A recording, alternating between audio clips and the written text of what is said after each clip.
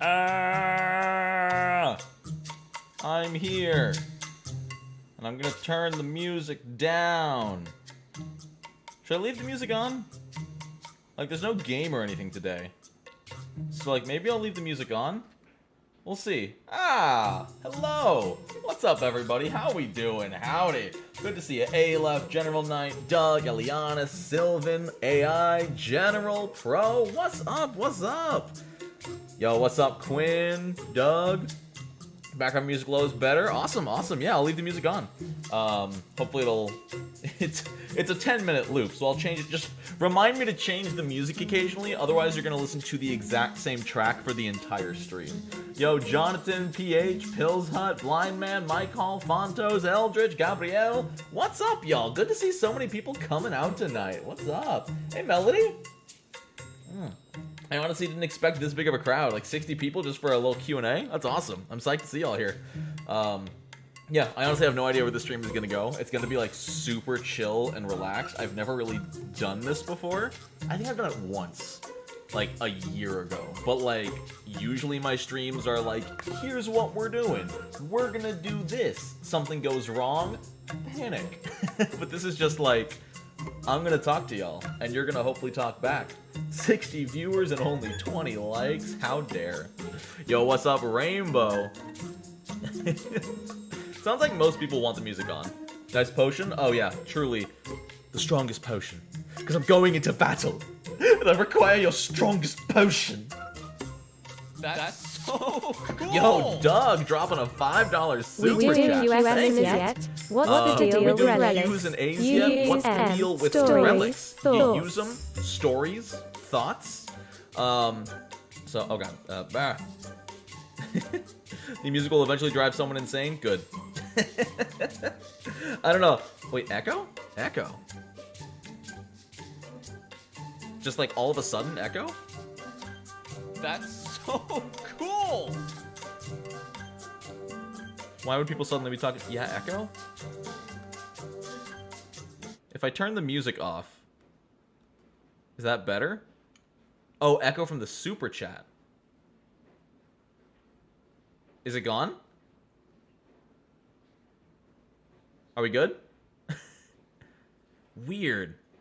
Alright, yeah, alright, must be something with the music, so... Alright, Agile Monk, you get your wish, thank you for the super chat. I turned the... There must have been something weird with the audio driver going into OBS, so I'll just mute that. Well, that'll probably mean there's no text-to-speech this time, but that's fine, because I'm not, like, busy with something else, so I can actually read them out loud. It was read twice with, like, a 2-second delay, 0.2-second delay, weird. Alright, yeah, well, I'll just leave the music off, and then I'll just read out the super chats. But, scrolling back to Doug's super chat, what's the deal with Relics? Relics are awesome.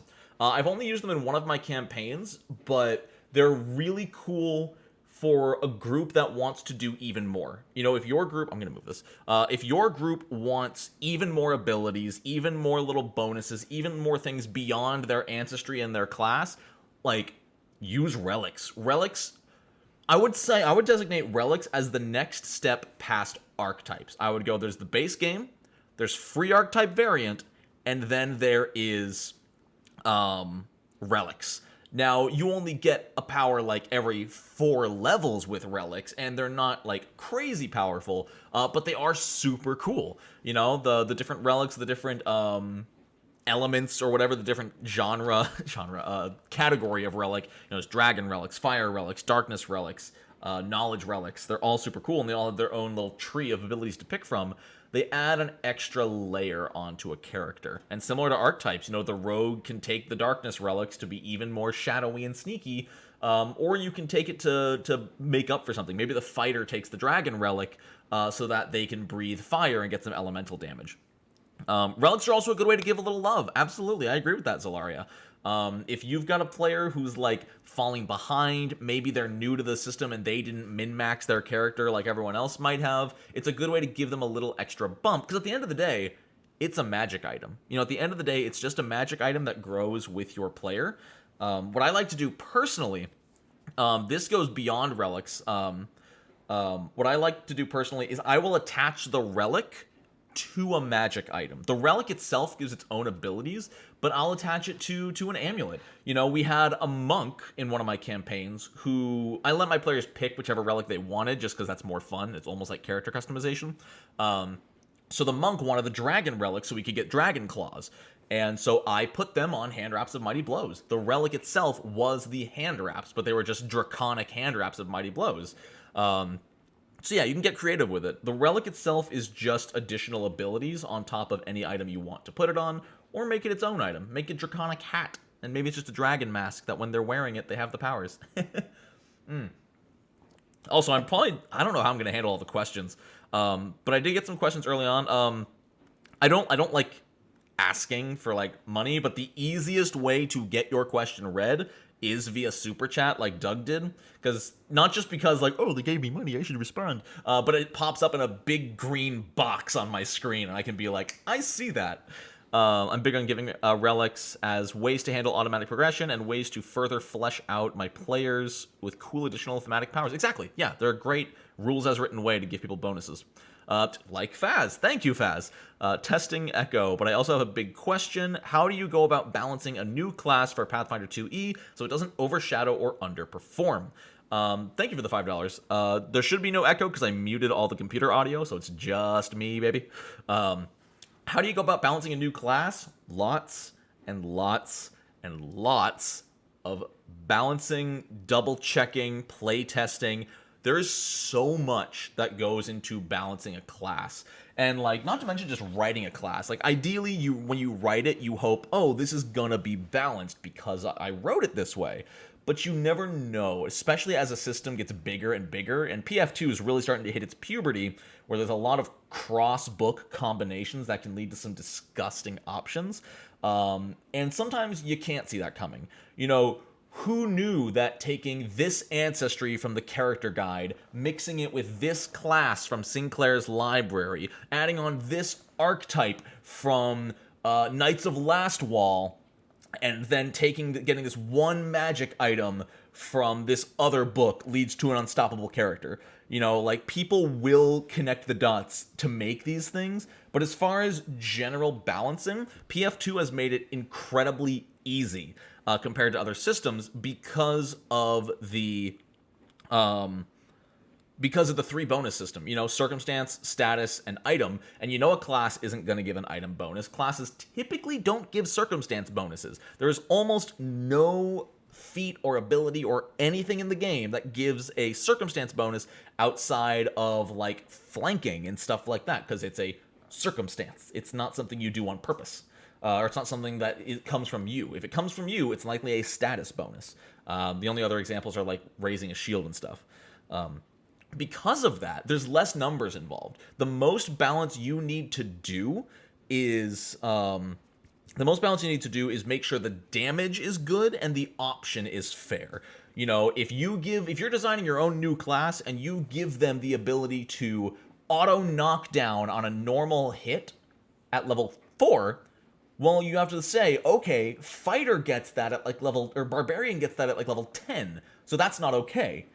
Like, the best thing you can do is compare it to existing content. If you are making an ability that is similar in any way, if it applies a similar condition, if it uses a similar check, if it has a similar success result, find something else in the game that does that. That is your best way to see if something is balanced. That is our go-to. Oh, this feat inflicts clumsy 2 on a successful acrobatics check.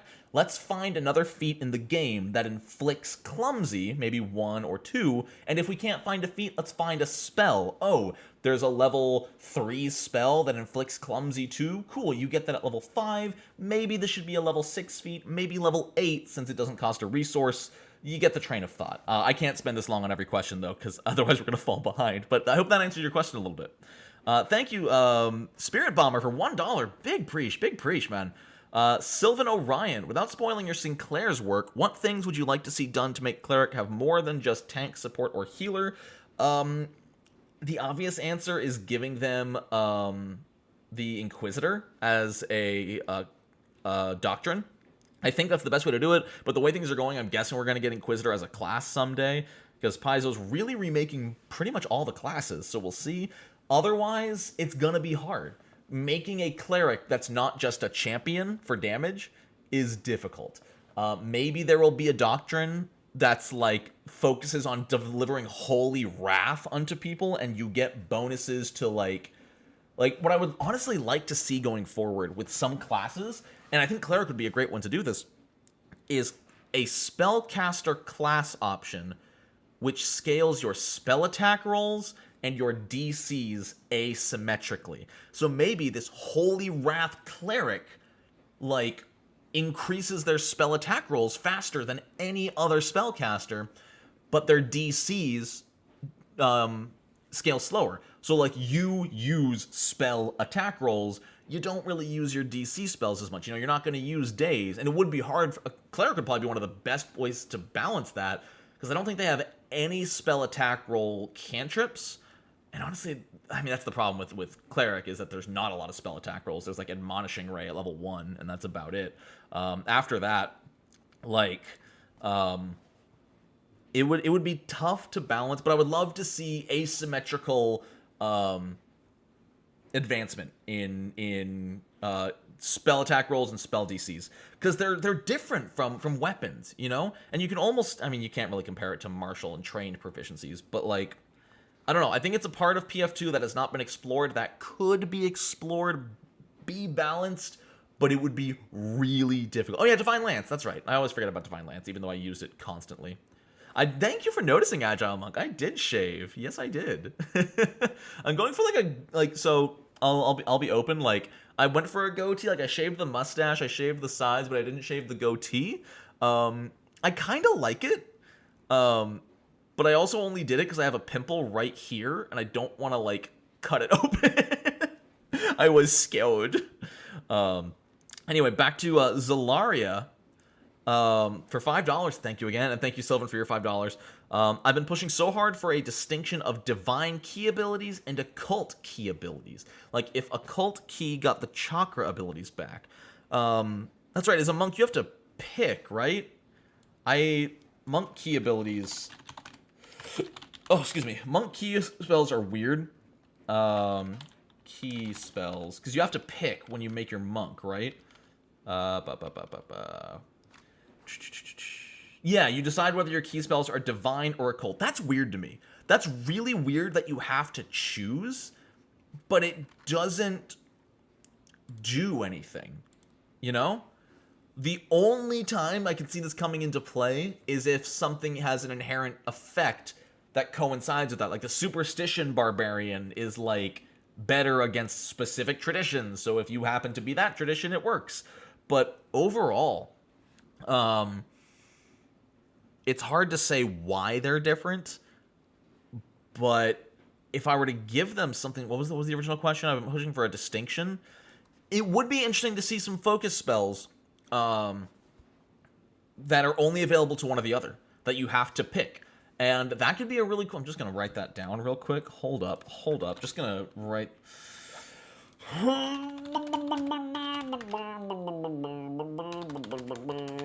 Anyway, it would be cool to see, like, maybe just a couple options where there's, like, a level 4 feat, 8, 12, 16. And, like, maybe those 4 levels of feat selection have 1 feat that's only for occult and 1 feat that's only for divine. And when you pick it at level 1, you are locked out of one of those. I almost punched myself in the face. I think that would be really cool. Honestly, I've never even thought about that, Zalaria. Thank you for bringing that up. That's super cool. And I think you could play into it even more. You know, a divine-focused monk might be... You know, they might be in service to a deity. You know, they're not a cleric, they're not a champion, but they are focusing on the deity to improve themselves, as a monk might. But an occult monk might be more in touch with the spirits of their ancestors, or, like you said, chakra as a whole. I could see occult being much more self-driven, whereas divine can have some sort of deific influence. Vaguely recall some monster that interacts with divine spells. Yeah, but it's so rare. Like, it's so uncommon to pop up that it's hardly worth it. I mean, Mashed Potato, I'd say that, like, giving the occult monk the ability to punch and hit incorporeal creatures would be cool, but, like, every monk can do that, I think, level 3. Just passive. Yo, Melody, if your monk wasn't following Irory, I'd have some questions. Irory is just so fun to follow as a monk, just that personal perfection. But thank you, Zelaria. Elianis, thank you for the 391. What is your opinion on playing with Ancestry, Paragon, and Free Archetype at the same time? Is it too powerful? Is it too powerful? Not at all. Extra Ancestry feats are never going to push your character up and over an edge because Ancestry feats are inherently weaker than class feats. And they have to be. This is because, you know, every Ancestry is available to every class. There's no locking out. The additional Ancestry feats, it's sort of like Free Archetype. It gives you more options, but it doesn't give you more power. Like, cool, your Lizard Folk has a 1d6 claw attack and Lizard Folk lore. Now we're cooking with gas. Like, you know, even the strongest, like, level 17 Ancestry feats are on par with maybe a level 14 class feat. Like, and even then they're usually, like, super strict. You know, the level 17 Gnome Ancestry feat that lets you go to the Feywild and back once per week. You can compare that to, like, Dimension, whatever. It's the, not Dimension Door. But yeah, like I don't know the name of the spell that, like, Plane Shift? Is that the one? Plane Shift? Yeah, and you get Plane Shift at level 13 as a wizard. Actually, as any spellcaster, you get Plane Shift at level 13. But you don't get that till 17 as a class feat, and that's restricted strictly to the Feywild.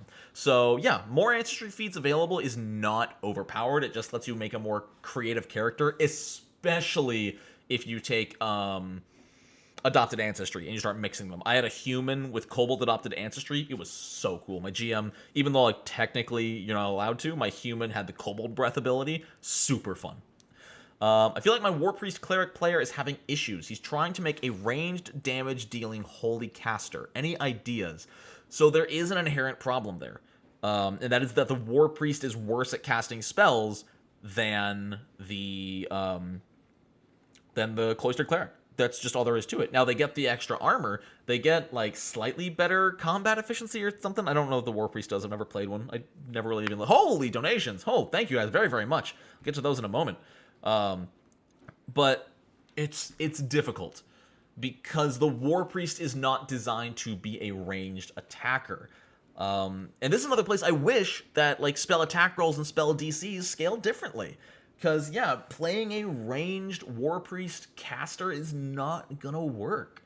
You are just less accurate. Like how much less accurate is it? I forget. Classes, doctrines. Because Cloistered Cleric gets expert at level 7.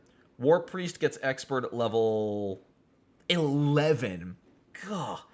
And they don't get master till 19, which is when Cloistered gets legendary. So, like, Cloistered is always, like, 4 levels ahead. Now, theoretically speaking, it should not be a problem until level 7. The War Priest should not be falling behind in spell DC until level 7, though they won't have the Domain Initiate Cleric focus spells. So it shouldn't, like, at the end of the day, they're going to be 2 less accurate than a Cloistered Cleric. And a big issue with Pathfinder as a whole, 2e specifically, is that the Cleric was not designed as an offensive spellcaster. Technically, if you want to be meta and as strong, like the strongest possible, you want to be a Divine Sorcerer. A Divine Sorcerer will be stronger at spellcasting than a Cloistered Cleric. The only difference is that the Cloistered Cleric is going to get more heal spells, maybe harm spells, and there is the argument there.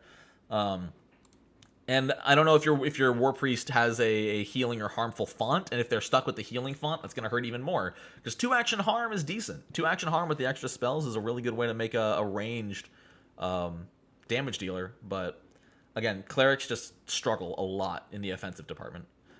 Where were we? Thank you, Agile Monk, just for the $9.99. Straight up. Appreciate it. No question or anything. Holy cow. Spirit Bomber, $2. How would you implement Drow Duergar for the Darklands? I would... So, something that a lot of people feel is, like, not okay is to take something from one system and put it in the other. I say just do it. Like, just act like Shia LaBeouf and do it. Look at Forgotten Realms. Look at the Drow and Duergar cities, their civilization. Take them over. Literally, stretch, select, Control C, go to your Pathfinder game, Control V, done. Like, I do this so often, and there is nothing wrong with doing that. Some people might look down on it as like, oh, it's less creative, but who cares? It's your game. So I think, I mean, like, stealing from other systems is fine, you know? I mean, hell, like, people are stealing from H.P. Lovecraft more than ever. There are official monsters in the bestiary of both PF2 and 5e, which are just straight out of Lovecraft's writing, because it's public domain. And, you know, as long as you're not selling it. Now, if you're selling it or something, that's where it gets more difficult. You know, that's why Pathfinder Drow are different than D&D Drow. Because, you know, the Pathfinder Drow are aliens who got abandoned or stayed on Galarian during the Earthfall, or trapped underground for hundreds of years. That is different than the Drow in D&D, which I don't know as much about, but Driders exist and are rad. But yeah, no, my advice on how I would implement them is copy-paste, because there's nothing wrong with that. It is well written. It is good content. Use it. Gabriel Riley Drowan, thank you for the $10 super chat. How do you feel about wizards with focus spells? My group feels it's counter to their flavor for wizards to have spells not all wizards can learn, so we made the focus spells uncommon spells. I disagree. I love the wizard focus spells because they reflect the fundamentals of that wizard. Sure, maybe it could be understood like, sure, maybe someone else could learn how to cast Force Bolt, but in my mind, the wizard focus spells were like the first thing your wizard learned how to do. You know, whether it was conjuration, whether it was evocation, everybody starts somewhere, especially in their preferred school. You know, so when your wizards started learning magic, they learned these focus spells before they could even cast a spell slot. And because they're weak, you know, like Force Bolt does 1d4 damage, no modifier, the end. And it upcasts a little bit as you get better, but they're weak on purpose because they are, you know what they are? They're worksheets. Wizard focus spells are the homework given to fledgling wizards by their professors. Like, hey, I'm not going to make you learn Magic Missile, but I am going to have you learn how to shoot a bolt of force, okay? Magic Missile is 3 bolts of force and way stronger, but we're just going to have you just go home, conjure your energy, and shoot it at a test dummy.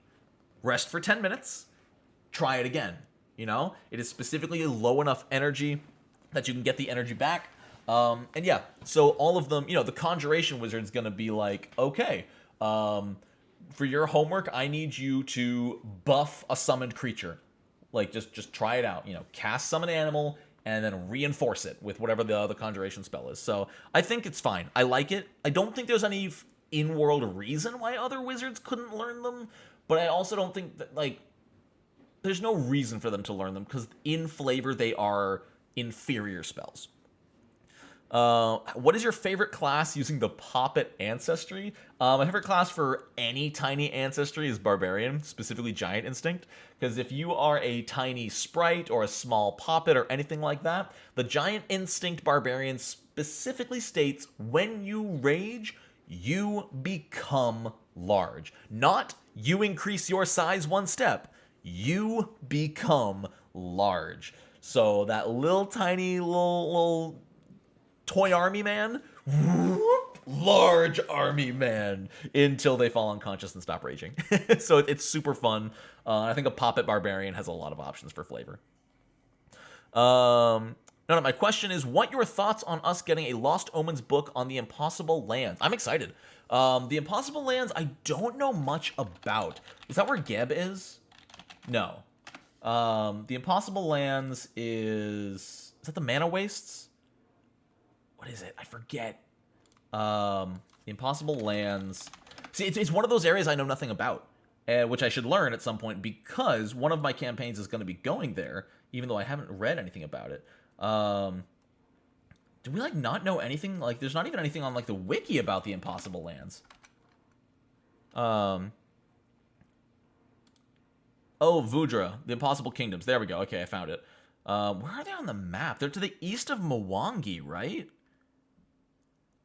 I don't know. Like, I think it's super cool. I mean, the more lore books we get, the more fodder GMs have to write stories.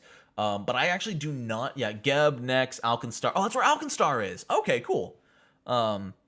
It is the Mana Waste too. Okay, so it's just that eastern side of the continent where Mwangi is. So yeah, honestly, I've never had a campaign go there. I've never read any campaigns that took place there. So I'm not like, I've always been interested in the Mana Waste because it just sounds like a cool space. Yeah, no, I'm excited. I'm excited for all the lore books. I love just learning more about Galarian. They make great like coffee table reading. As a Pathfinder First Edition DM, how hard would it be to transition to Pathfinder Second Edition? Lore-wise, super easy. The lore is literally just continue. There's like a 10-year time skip between First Edition and Second Edition. Now, system-wise, it's a different game. Pathfinder 2nd Edition is a different game from Pathfinder 1st Edition. You know, you've got the same ability scores, you've got the same classes, whatever, but they are not the same. Calling Pathfinder 2E and Pathfinder 1E are about as different as Pathfinder 2E and D&D 5E. No rush on the Sorcerer Bloodlines video, but I wanted to ask, are you only the core books for the video, or are the Adventure Path Bloodlines included? That is a choice I have to make every time I make a video, and it's not easy. Like, I wish it was easier to make these decisions where I'm like, do I just cover... Because I'll always cover core rulebook and APG. But, like, sometimes I'll be covering an Ancestry, and there'll be a random Ancestry feat in a third... Not a third party, but in a random supplement I'm not familiar with, you know? So part of me wants to keep these videos to CRB and APG, because those are part of Paizo's self-proclaimed core set, you know? Like, that is the... like the Bestiary 1, 2, 3, core rulebook, APG, and I've just been those 5. But that's the core set. Like, you will never need more than that to make almost any character idea come to life. Like, yeah, Phoenix Bloodline is from the AP, and Phoenix Bloodline is amazing. Ask Josh Scorcher, it is his favorite Bloodline in the game. But it's hard to say when I'm making a video what I want to cover, because I might just miss something. Like, the easiest thing I can do is go on Archives of Nethys, but also the videos get really, really long, and like, just covering core rule... So, let's do some math here. Just covering core rulebook and APG, there's no less than 20 bloodlines, I think. I think there's 20 bloodlines, each with 3 focus spells. So not only am I covering the skills you get, the unique blood magic effect, the tradition you cast with, but I'm also covering 3 times that many focus spells. So if there's 20 bloodlines, that is 60 focus spells I need to cover in one video just with CRB and APG. So I don't know if I'll touch more just for my own sanity. Oh, what's the sword? It's Sting from Lord of the Rings. I got this at Gen Con last year. It is really solid. I love this thing. It's so shiny. It's got the Elvish on it. Really, really cool. And we just put up the nail so I can hang it here. That's been really neat. But thank you all for the super chats. Thank you all for the donations. Y'all have been so freaking generous. Quick one. What is your favorite vegetable, Piltzhut? Favorite vegetable has to be cauliflower? Probably cauliflower? I like peas. Peas are up there. I used to love broccoli as a kid, but I really grew out of it. I can't do broccoli anymore. Spinach is a good one. Spinach is great. But I think my number one will... With toppings and everything, have you seen Lord of the Rings yet? Let's not talk about that. Let's not talk about the fact that I have Sting on my wall and I haven't seen. But I have read The Hobbit, so I know Sting. But back to the point. If we're allowed like toppings and dressings, cauliflower and cheese, number 1. Cauliflower, easy number 1. Straight up, no toppings. I actually think green beans. Green beans have such a nice flavor and texture without any dressings. Any details you can share about cursed archetypes? For instance, any examples besides lycanthropy, and does the PF2's version use the archetype system? Yes, the PF2E version uses the archetype system for cursed archetypes, but they will be gained as bonus feats. So they're not going to step on your toes as far, you know, you hit level 4 and you succumb to your curse and you get a lycanthropy feat. That's not going to remove your level 4 class feat. So don't worry, it's not going to inhibit your ability to create your character, but you might be able to spend your class feats if you want to take even more feats from the curse without its normal progression. As far as other ones, I'm trying to think of which ones we have and haven't announced. The other one we have announced besides lycanthropy is corruption. In that, like, your blood itself becomes this toxic corruption that just decays and kills life. Like, your blood turns from red to a deep black. Your veins glow gold with the corruption as you become more and more corrupted and succumb more and more to the curse. That's a really cool one. It gives a lot of bonuses to, like, causing persistent bleed and then making it harder to stop persistent bleed. Belgrath, thank you for the $5 super chat. Do you think we'll ever get Mythic level 20 plus in 2E, and do you want it? Yes, I think we will. Yes, I want it. Asterisk. I don't know if I'd ever use it. I've never even played past level 10 in 3 years. All my campaigns tend to stop around 9 to 11. I think it would be easy. Honestly, we've talked about this in a stream before. I think PF2 will be one of the easiest systems to write Mythic for, because all you do after level 20, here, ready? Your level increases, so your proficiency is still going up by +1. Odd levels, you get a skill increase. Even levels, you get a class feat and a skill feat. The end. Maybe you get more Ancestry feats if you want, but that's it. Level 21, you get +1 to your proficiency because your level went up, and you get a skill increase. Level 22, class feat, proficiency bonus bump because your level went up, and a skill feat. Level 23, skill increase. 24, class feat, skill feat. And you'll just get this straight curve of progression that never stops. And yeah, I think it'll be super easy to design. There might be something broken there. They might have to do something with spell slots. Maybe they'll make mythic feats someday. But I wouldn't hold your breath. It probably won't happen at least in the next year or two. Nobody at Paizo has said anything about mythic feats whatsoever. And again, Eric Mona at PaizoCon gave like their rough 2-year roadmap, and mythic was not even hinted at.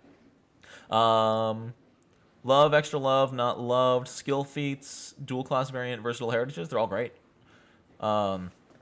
Thank you. And Bees and Friends, thank you so much for the $1 super chat. Thank you all. We are finally caught up on super chats, so I can actually start answering like chat questions. Master Potato, potatoes don't count as a vegetable. I don't care who you are or what your argument is. Yes, technically they're a vegetable. Potatoes not a vegetable. It's just a starch. There's no nutrients in a potato. Essentially, they're relics that scale with you. Oh, I don't know what that is. It's a starch. Yuki, do you think an optional rule which lets you pick where the racial bonuses and flaws go, like the variant rule from Tasha's, would be well received? Yeah, I think it'd be totally fine. I think as long as what you can do, it's super easy to homebrew, and there might even be something about it in the CRB. No matter what ancestry you're playing, pick between either 1 boost or 2 boosts and a flaw. The end. GG. You're playing a goblin? Cool. Maybe he got swole and worked out as a teenager. Maybe his only boost is to strength. Ooh, but maybe he got super swole and was great in his studies, but his social skills lacked because of it. Cool. Give him a boost to strength and int, but a penalty to charisma. Done. And then anything past that, you should start using the optional flaw system. That way you don't get 18, 18, 18, 8, 8, 8. McFatson, thank you for the $5 super chat. Great to see you. What is your preferred way to eat a Gorin? I'm a fan of pan-fried rinds with mild spices and very light lemons. What is a Gorin? I feel like I'm falling for a Ligma joke. Gorin? What? Aren't Gorins... it says they're a race of plant humanoids in Pathfinder. Why are you eating people, McFatson? Do I need to call my dad? Jason! Guys, my dad works at Paizo. Do you expect the Season 4 scenarios we will finally have above level 10 more than 3 scenarios? I hope so. I don't even play organized play, but I wish there was more high-level options. Like, all of organized play, aside from the adventure paths, is like 1 to 10. Even like 6 to 10 is hard to find. You'll just find upscaled versions of the 1 to 4. Finally confirmed. Yeah, definitely not a joke. They're canon delicious? No way. That can't be true. That's so sad. I give characters in melee +1 to hit an AC, and ranged characters +2 if they have elevation high ground. I don't see the reason to give melee a bonus. At that point, why is the bonus even existing if everyone in melee gets the bonus anyway? I don't hate the high ground option, though. I think what Pathfinder tries to do is make cover a lot more prevalent, but high ground, you could argue you can get around the cover. I would remove the melee bonus whatsoever, and then just make it a +1 circumstance bonus from high ground. I think that'd be balanced. And like make sure it's like actual high ground. You know, you're not like on a step stool shooting for +1. Make sure it's like up on a hill. Another way that's sort of already taken into account is there are feats. I mean, I guess it's not. I think a better way to do that, rather than giving a bonus for high ground, I would let it double their first range increment. So like if they have a weapon that's 30-foot range, but they're on high ground, give it a 60-foot range at no penalty. It's not cannibalism if they photosynthesize. Yo, Will, thank you for the $5. Don't eat a Goron, you'll catch Sagondus? You're just making up words now. I don't understand. Are you familiar with bigger Luke theory? I'm not, no. Apparently Goron have a problem with people eating them? Are you serious?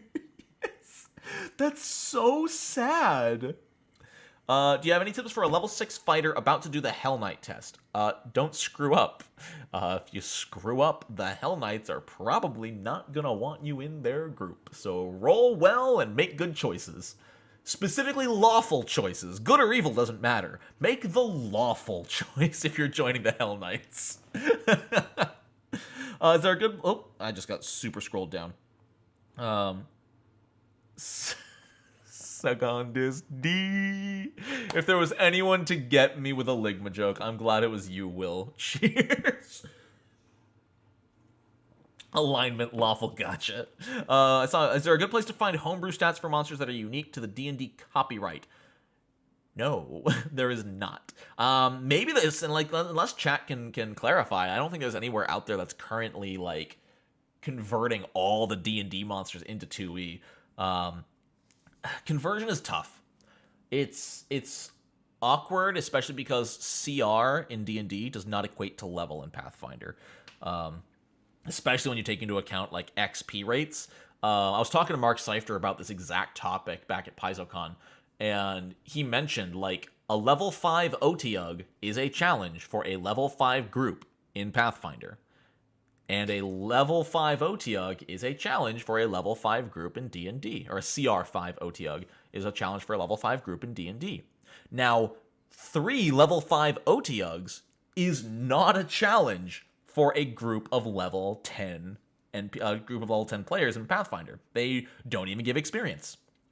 But a group of 3 CR5 OTUGs is like an extreme encounter for 3 level 10 D&D characters because of bounded accuracy and the way D&D 5e works. Like, just the numbers make it extreme. The monster is no stronger, but it's what makes conversion so hard, is that D&D is designed with bounded accuracy in mind. No matter what level you are, you're probably rolling between 1 and 30. Even at max level, you're probably not breaking a 30 unless you've done some shenanigans. Whereas in Pathfinder 2e, level 5, you're rolling a 26, and level 10, you're rolling a 33. It's a big difference, so it's hard to balance. It's over, Anakin. I'm standing on a footstool. Action economy is also king. That's true of both systems. Pathfinder 2e, you can get a little bit more of a numerical advantage with flanking and inspire courage and whatnot, but in 5e especially, whichever team gets more actions wins, unless you have some broken magic items. Thank you. Excuse you, chat. Don't burp in my stream. Come on. Charles and McFatson and Softsir, thank you all for the super chats. You guys are so nice. Holy cow. And Unplayable Trash Panda. I saw it in here. I missed it in there. Thank you for the $2. I see you. Charles King. Hey, Nonat, how do I convince my strange Aeons GM to let me play a lawful neutral cleric of Zon Kuthon? That's a tough one. Because Zon Kuthon is just... Oh, no, he's not secrets. I think that's doable. Zon Kuthon is just like, hey, let's... That's a tough one. Because pain in and of itself is inherently evil if done for no reason. And Zon-Kuthon's edict is to bring pain to the world. Now, you can try to spin that. You can spin that through, like, only through self-flagellation and suffering do we find nirvana. You know, almost an evil-aligned Buddhist experience, you know? I think you could make it work. Now, you would have to play it in such a way that you can keep your powers without forcing it on people. You know, if you're lawful neutral, like, if you're lawful neutral, but you force people to harm themselves for the glory of Zon-Kuthon, that's evil. That's an evil act, straight up. I think it would be in character to offer and be like, I see you have a headache. Have you tried the Cat of Nine Tails? And then when they say no, you are like, okay, just thought I'd offer. I think that would be a fun character who's like, yeah, like, pain is the way to happiness. But it would be a hard balance. If you can sell it to your GM that way, and especially play it that way, I think it's absolutely doable. But it would be a tough character to play, but a super rewarding one. McFadden with another $5. Goran are a race with the delicious trait. Are they in 2E? You lied to me. They do not have the delicious trait. You have lied to me. They have the Goran humanoid implant traits. But I believed you for a second. No, they actually, it's an ability. It's not a trait. It's an ability called delicious. Oh, no. Delicious. Gorons were originally created to be scrumptious food. A Goron manipulator takes 5 additional damage from jaw strikes, fang strikes, or other similar strikes. When a Goron manipulator is grabbed or restrained by a creature's jaws, fangs, or mouth, the DC is increased by 2. That's so sad. Why is that a thing? Thank you, McFadden. Thank you for opening my eyes. I will 100% be using that in my next campaign. Holy cow. Soft Serve Sultan with another $1 and $2 super chat. Thank you so much for the generous donations, y'all. Y'all are too much. Holy cow. Oh, we've got 120 people in here. Let's go. Just vibing and asking questions. Now that's what I call flavor. Do I have an opinion on Shadowcaster / Shadow Familiars? I have not read Shadowcaster since it came out in the APG like a year and a half ago. I should.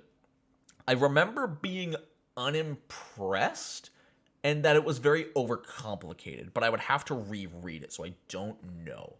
Watersley, thank you for the $5 super chat. How do you think the Pathfinder third-party community can get around the we only use things that are in a character gen software hurdle? This is going to sound pretentious. I want you to prepare, because this is going to sound incredibly pretentious. This is going to sound incredibly rude in some cases. The quality needs to be high enough. Your third-party content needs to be strong enough that you can present it to the owners of these character generation software, and they will say, yes, we will add that. A big example of this, Stephen Glicker and Mark love to bring this up. The Dragon's Ancestry is on Pathbuilder. You know, Pathbuilder 2E has the Battle Zoo Dragon Ancestry that you can build with on their program. But they do not have the Dungeons Ancestry because they don't want to. The developer of Pathbuilder 2E has deemed the Dungeons Ancestry too silly and not impressive enough so that it is not going to be on Pathbuilder. We don't have access to anything right now that users can upload. Well, we do. Wanderer's Guide does allow you to upload your own. So if you are looking to upload your character creation options, you can do it on Wanderer's Guide. But in order to get on Foundry, in order to get on Pathbuilder or Roll20 or whatever, it needs to be a strong enough homebrew with enough polish that someone will say, yes, I will dedicate hours to programming this. Also, you need to pay them. That's another whole thing. It's not a free job. You might get lucky on Foundry. Someone might love your thing so much that they'll do it for free, or you can learn coding and do it yourself. But typically, if someone like all of Sinclair's is gonna be on Foundry and hopefully Path Builder. I don't think we've opened that connection yet. But we're paying someone for Foundry. We're paying them to do the coding because it's not an easy job to program 2 books into a virtual tabletop. So, yeah, exactly, Jack Spade. Like, you can pay money, like, but you still need to be good enough. You can't give them a grammar issue written page that makes no sense and expect them to be like, yeah, I'll do this. Maybe if you pay them enough, but probably not. Thank you, Artemis, for the $1 super chat. Appreciate it. But yeah, that's the big thing is communication, quality, and then payment or programming. We'll call it the QCP. Quality, communication, and then either payment or programming. Either one of those works for the P. Real question this time. How do you run a dream-based campaign like Inception or Psychonauts with Dark Archive's new freaking Mindscapes? We don't have the mechanics for them yet, but we're getting mechanics in the Dark Archive for Mindscapes, which is an entire realm, an entire environment encased within someone's thoughts. So it's coming, McFadden. In like a month, you'll be able to do that. What coding language does Foundry use? You're asking the wrong guy. I know how to hit Control-Delete when my Google Chrome crashes. That's where my experience with coding ends.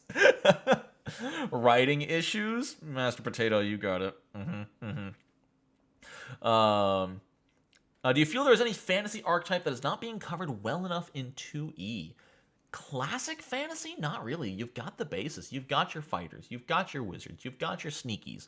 You've got your holies. You've got your wilds. You've got your archers. You've got your cavalry. Like, it's all really there, which is why Pathfinder is now expanding into, psychics and thaumaturges and gunslingers. We have finished the generic Euro fantasy required classes because they have to be there. The most fantasy thing that hasn't been covered is an Inquisitor, is just like a divine or otherwise Inquisitor going around righting wrongs. And even then, you could play a champion that does that. Ever done PvP? Yes, I hate it. PvP at the table sucks unless players actually want to do it. Like, if 2 players agree, yeah, let's fight in a tournament, cool, that's awesome. When one player... All right, story time. Strap in, story time. In one of my campaigns, one player has a bad habit. I don't even know if I should call it a bad habit. The GM will text RP with anybody who wants to. So, if someone has the time and the motivation, they will continue to RP with their character in the 7 days between our weekly sessions. Now, this one guy does it with the GM like all day, every day. So outside of our sessions, they're getting like dozens of extra hours of character development and information and exploring the world and magic items. And because of that, there's a lot of times where they know something the rest of us don't know. And we go, tell us. And he goes, I can't. You just have to trust me. And we go, no, because we have no reason to trust what you just said. And about a couple months ago, this led to I was hanging out with an NPC who had been an ally of the party for literal in-game years. And I was fairly new to the campaign. This was like my 10th session or something out of 70 sessions. And we're walking and talking. We walk up to the tip of a volcano where this other player is standing. And this NPC, who I trust wholeheartedly, is like, what are you doing up here? And the player says, he's evil now. I'm like, what? And he's like, that's not him anymore. He's evil now. And so my character's like, no, we've been sitting here talking and walking and chatting. And he's like, no, he's evil. And so the NPC tries to restrain the player, so I try to help, and he throws me in a volcano. Because it's D&D 5e, and I'm a fighter, so I can't fight off an artificer or any kind of magic. And so the GM is just like, the NPC saves you. I'm like, cool, neat. That was fun. It was really fun to just have to do PvP because this player won't share the information he gets from hours of text roleplay with the rest of the party. It's miserable. But yeah, that's the PvP story time. I was bitter for like a week straight because I'm like, neat. You just expect me to trust you in this one-on-one, like your word against theirs. Am I really live, Dice Media? Does that answer your question? Why the hell would he refuse to share info? I don't know. Like, one reason or another, don't tell people, or I don't know. There's a lot there. There's a lot to unpack there. Old Nat, stay a while and listen. Jonathan, I'm the exact same way. No PvP unless both players and GM agree, or if it's just for fun. Like, my favorite PvP I've ever done, and I'll counterbalance this with a positive story. Danielle, which ancestry or background feat would I choose to gain in real life? Cobalt Breath? Winglets? Winglets would be cute. I'll go with the winglets. Yo, what's up, Har? Sending hugs from Brazil. Thank you. Hugs right back. Good PvP story time. This is like 6 years ago. We played with the D&D Black Box, which is like D&D 1.5 edition, which is really fun. And they were in a dwarven town, and of course, you know, the day they're in town, there's a tournament going on, so why not? But it's not a combat, or it was a combat tournament. Was it a combat tournament? No, it was a wrestling tournament. It was specifically a wrestling tournament. It was a little bit of everything. Like the magic user got to take place in like a performance, like a spell performance, and he used some fancy illusion magic to make some cool stuff happen, and he won. And then the halfling and the fighter, because halfling is a class in 1.5. The halfling and the fighter each make their way up to the final wrestling match, and it's been 2v2 wrestling matches. They've been hanging out together. They've been like taking people down with like opposed athletics checks. It's been awesome. And the master of ceremonies, effectively like the mayor of this town, just this big hulking dwarf, is like, congratulations, our champions. And then he like rips his shirt off and jumps into the ring. Get to fight me. And I ramped this guy's stats up, by the way. They were like level 6. This guy was like level 9 or 10. But they rolled fire, and I rolled garbage. And he was not able to fight back a single opposing check. The way we did wrestling was, it was first to 3 successes. You can think of it almost like dying in 2E. We're like, oh, you succeeded. Now it's they're 1 down, they're 2 down, 3 down, they're out. And yeah, he failed all of his checks. So he did this big show, jumped down, they charged each other, and then they just like bowled him down and just pinned him to the ground, and he couldn't stop. But after that, it was not enough of a big show. The big champion master of ceremonies went down in like 4 seconds. So I'm sitting there as a GM like, you just like demolished him. And the 2 players look to each other in game, and they're like, well, there's still 2 people standing. And then they start going at it, trying to pin each other down, trying to be the one true winner of this wrestling tournament. And one of them obviously ended up winning, but it was so cool. They were both so into it. And there was just this moment of like, in-game at-table consent to the PvP. I didn't make them. They chose to. And it was awesome. The back and forth was incredible. I think the fighter ended up beating the halfling, but it was so much fun to watch this just natural PvP happen. It was really cool. Any opinion on settings other than Galarian for PF2? Mwangi has turned you off of the setting. How does Mwangi turn you off the setting? Mwangi's freaking badass, dude. Forgotten Realms is great. I will swear by Forgotten Realms. Wizards or D&D aside, regardless of your opinion of the company or the system, the Forgotten Realms world is just flush with lore.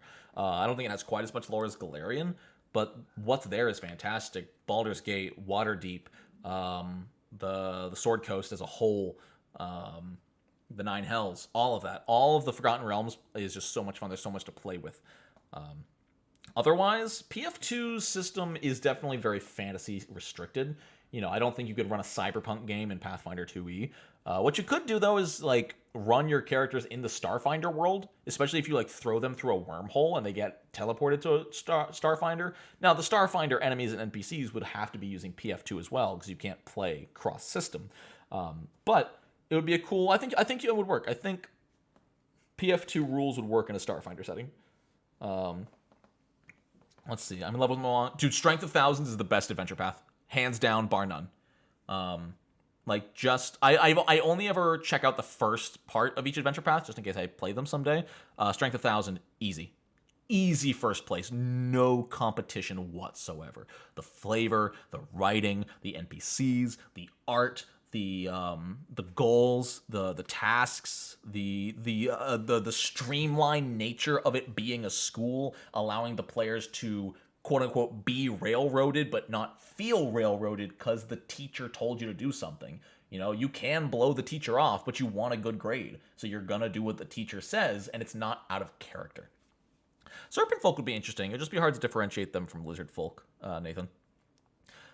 Question from Daniel. How would you use PF2E rules to run a modern era superhero campaign?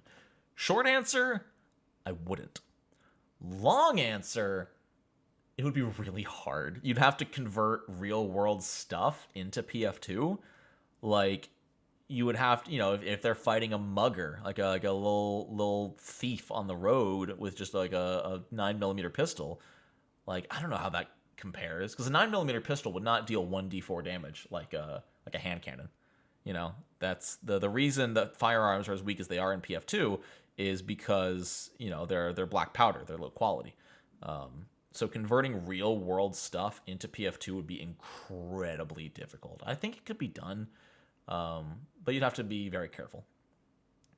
That's the thing, yeah. I think my better advice for that would be just don't use PF2.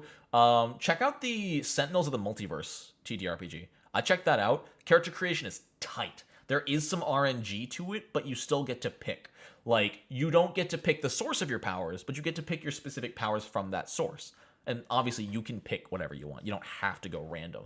But I think it's cool to roll on a D10 and be like, oh, my character's powers are chemical, you know, they're science related, but then you have a list of like 20 different science powers to customize your character with. And then each of those powers have like actual power selection.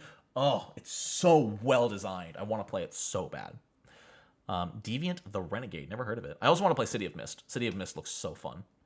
Yeah, Hinish, we don't talk about Rasputin in Pathfinder. That's, we live in a society. Dude, Sentinels of the Multiverse is just a great board game. Like, there's no denying that. Sentinels of the Multiverse is one of my favorite board games of all time. I'm a sucker for co-op, and that one does it so well. That too, Doug. That's why superhero games tend to lean more into narrative versus mechanics. Because, you know, like, even you look at the movies, you know, why is the Flash barely able to stop an intelligent gorilla? And then in some other media, the Flash can turn back time because he can run so fast. You know, but he can't stop a gorilla. It's like the power levels vary, so it comes down to the narrative.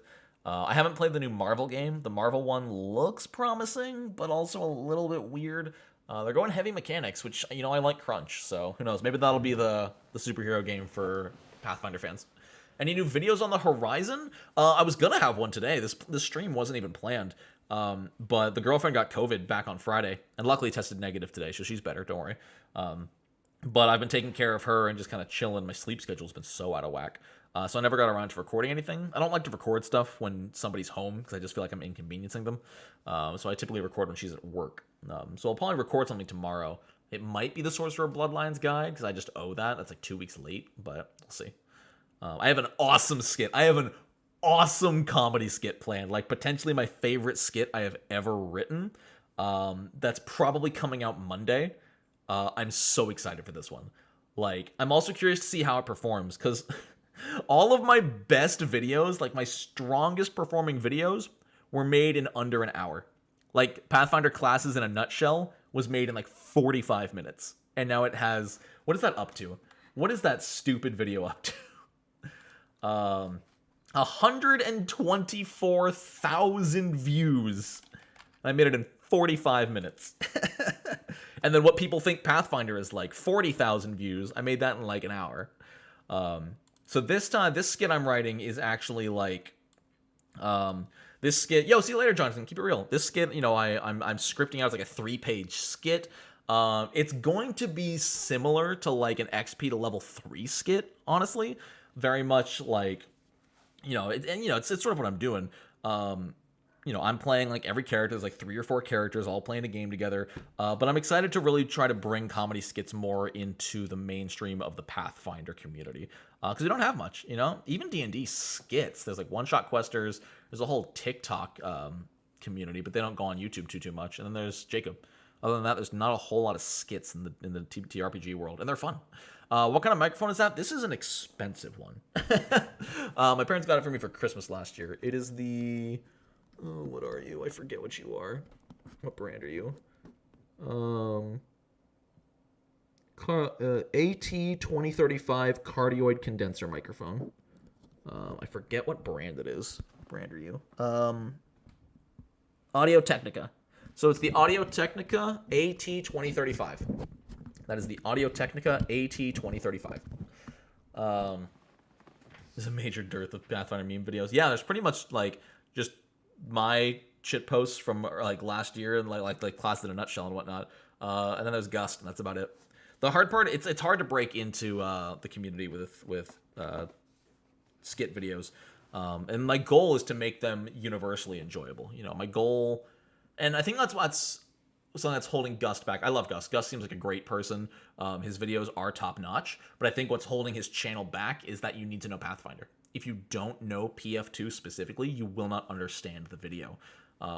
Whereas like what I'm trying to do is, you know, if I can, make the skit about D&D and Pathfinder. You know, 2 of my best skits are, you know, what D&D players think Pathfinder is like, and then when a Pathfinder player plays D&D. You know, I'm trying to hit both audiences, and it's working. But even so, like my Pathfinder classes in a nutshell, which is still an enigma. You still kind of need to know Pathfinder for that one, but I think the one-liners were just funny enough that it worked. Door Monsters made a couple good D&D skits. I'll look them up. But yeah, meme videos are tough. And not only that, but a large percentage of the Pathfinder community are from PF1. They are in, like, age has nothing to do with it. I shouldn't pretend age has nothing to do with it. But it's undeniable that Pathfinder players tend to be a bit more opinionated and stuck in their ways than other systems. Like, I'm not saying everyone. This is not a catch-all term. But you can see in the community. You know, you can see because PF1 and PF2 yell at each other. You know? Like, they don't shut up about who's playing the wrong game. But they... a lot of people are not interested in the skits. Because, you know, it's just not how Pathfinder is. Pathfinder doesn't have comedy skits, so why should I watch comedy skits about Pathfinder? They've never existed before, so that's got to be for a reason, right? I think that's a really toxic mindset that people get into about everything. This never existed before, probably for good reason. Like, there's merit to that mindset. There's merit to the fact of why doesn't this exist yet? Probably because it shouldn't. But it's not always true. It's not always true that something doesn't exist because it shouldn't. It just might not exist because nobody got around to it, you know? Thank you, Waters Life. I really appreciate that. The skits are probably my favorite content to make, honestly. Man Shorts does good TRPG skits. I'll look them up too. PF2E is for boomers, is what you're saying? No, not what I'm saying at all. I'm saying PF1 is for boomers. But even PF1 has its merits. You know, I play 3.5. Again, I played 1.5 D&D like 4 years ago. There's no age on a system. Like, that is the worst mindset to have. Yo, see you later, General Knight. Happy birthday and keep it real. Thanks for stopping by. That's a really good way to put it, Alchemic Paladin. There is no market, therefore there cannot be a market. But no, when in reality, there's just no market because there's no product. Obviously, nobody's buying something if it doesn't exist. So you can't use that as an argument against the quality of the potential product. You're right, but I'm young, I swear. Like I said, there's no age on a system. You know, you can be 15 and play 3.5. You can be 70 and play PF2. Like, it's not like anyone who is age gating a TTRPG system needs to check their priorities and really get their life in order. If you build it, they will come. Exactly. Yeah, exactly. That's what I'm hoping with the skits. That's what my YouTube metrics have been telling me lately. But weirdly, a lot of people have commented on some of my posts saying like, oh, I guess YouTube's just trying to be TikTok, so that's why they're doing so well. But no, like my video yesterday for Pride Month didn't do that well. It didn't, or 2 days ago, it didn't do well at all. In fact, it seriously underperformed compared to my normal. Possibly because of the subject matter, but also because it was a YouTube Shorts. I've never had a short perform well. My 2 to 3 minute skits do great, usually. But my like 40 to 50 second shorts never perform well. And I don't know why. Like, there's something there that I don't get. And it might be that the majority of my audience doesn't use YouTube Shorts, so they don't watch it. But it should still pop up in your subscription, I think. So, I'm not sure. Rules Lawyer is great. Rules Lawyer is such a positive force in the community. I love to have him around. Yo, what's up, Haley? Great to see ya. What advice would you give to those wanting to get into content creation, TTRPG in general? I'm echoing my video from a few weeks ago, but just do it. Like, if it's something you're passionate about, pick a topic and go for it. Whether it's just a talking head in front of a camera, whether you want to do an animation like Dingo Doodles, whether you want to write song parodies about TTRPGs, just do it. Like, the biggest thing that'll hold you back is probably like hardware. But like, if you have a decent microphone and you have a phone. I mean, you've seen like some of the channels out there, like especially like on TikTok, there are incredibly successful creators out there with really low end hardware. You know, their audio quality is garbage. They sound like they're gargling salt, but because the content is good enough, it's enough. People enjoy it. And a lot of those people might not have ever even known if they hadn't tried. So you've heard it 1,000 times, and I'm just going to keep regurgitating it. But the best thing you can do is just do it and get into it. I saw KKMe7 question: as a player, do you prefer 2e sessions of around 2 or 4 hours? 3 hours is perfect for me. We typically play from like 7 to 10. There's part of me that always wants to do like a 10-hour mega session, but I also just get so tired. Like, my attention span, holding my attention is in itself a draining task. So going past 3 hours is tough for me. I think my longest session I ever played was probably 9 p.m. to 6 a.m., maybe 5 a.m. So that was 8 hours. Yeah, that was a murder mystery, and it was just going so well, and everyone was having so much fun, we just couldn't stop. Daniel, thank you for the $5 super chat. Continuing the question about Drow. Due to Paizo's was like an official Drow in 2E. They do exist. It's so weird that people keep saying Drow don't exist. They're called Cavern Elves. A Cavern Elf is a Drow. Like, straight up, that's it. They are the elves who live underground and chose to stay on Galarian after Earthfall. While many elves went back to their home planet during the catastrophe, the Drow stayed underground. They might be moving away from the term Drow just because of the negative connotations around it. But yeah, like the Cavern Elf ancestry is a Drow. You are born and raised underground. You have dark vision. Your skin is more pale. Sure, it's not like a black dark skin, but it's still pale because you did not grow up in the sunlight. They're Drow. Like, in everything but the spider sex, they're Drow. Soft Serve Sultan, thank you for the $2. Fifth edition players don't like to play other games either. Not true. There is a loud group of them that will tell you such, and they will fight back. There's just as big of a percentage of Pathfinder 2e players who will not play something else. It is really easy to misconstrue.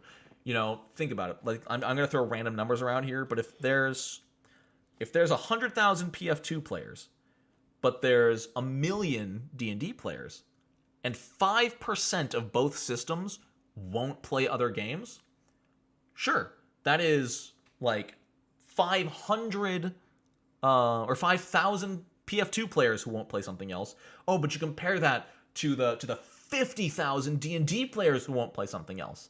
It's the same percentage of people. It may sound like more because the number is bigger and there's more people to shout. It's the same amount of people.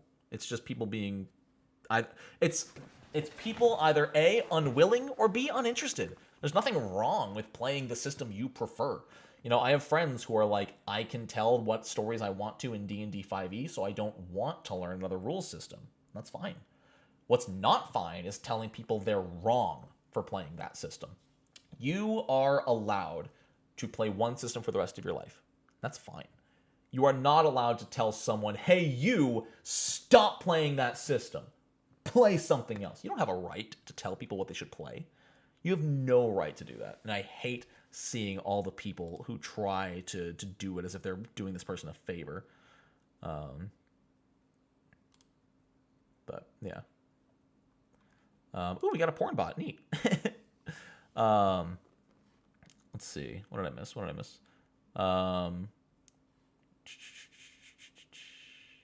If you're going to do a campaign in the afterlife, what would see killing your PCs as part of the story to get there, or would you just start them there? I would have my players write how they died. I would say this campaign is taking place in the afterlife. You died. Tell me how. A similar concept to that. Artemis, did I skip you? Oh my god, I'm so sorry, Artemis. I did skip you. I'll get back to your question in just a second, Buff Shaman. I'm so sorry, Artemis. Thank you for the $5 super chat. I'm new to Pathfinder 2E. My character is a level 3 drifter, gunslinger, kobold. I love it. Idea was that they punch and shoot. I went with martial artist. Is there any better way to do that? Martial artist is a fantastic archetype. Martial artist is probably in my top 10 strongest archetypes just because of some of the abilities you get. The stances are fine, but like Path of Iron and stuff, I think is what it's called. Spectacular. Does that work with Drifter? So my problem there, and I don't think you're going to like to hear this, and it's something your GM can easily work around, I don't think unarmed works with Drifter. Specifically, like, let me see. Oh, wait, maybe it does. One-handed melee weapon or is empty. Or if your other hand is empty. Maybe you're right, maybe I'm dumb. Oh, no, it does work. Oh, they did specify or your other hand isn't. No, I think that's great then.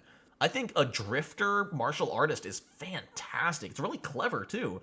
I had never considered a drifter who punches. Like, that has literally never crossed my mind, and I think that's incredibly creative. And with the martial artist archetype, you've got some really, really cool options, especially at the mid-levels, like 6 to 10. What's the one I'm thinking of? Not Crane Stance, Dragon Stance, Gorilla Mountain. Not the stances. They get every stance. It's insane. There's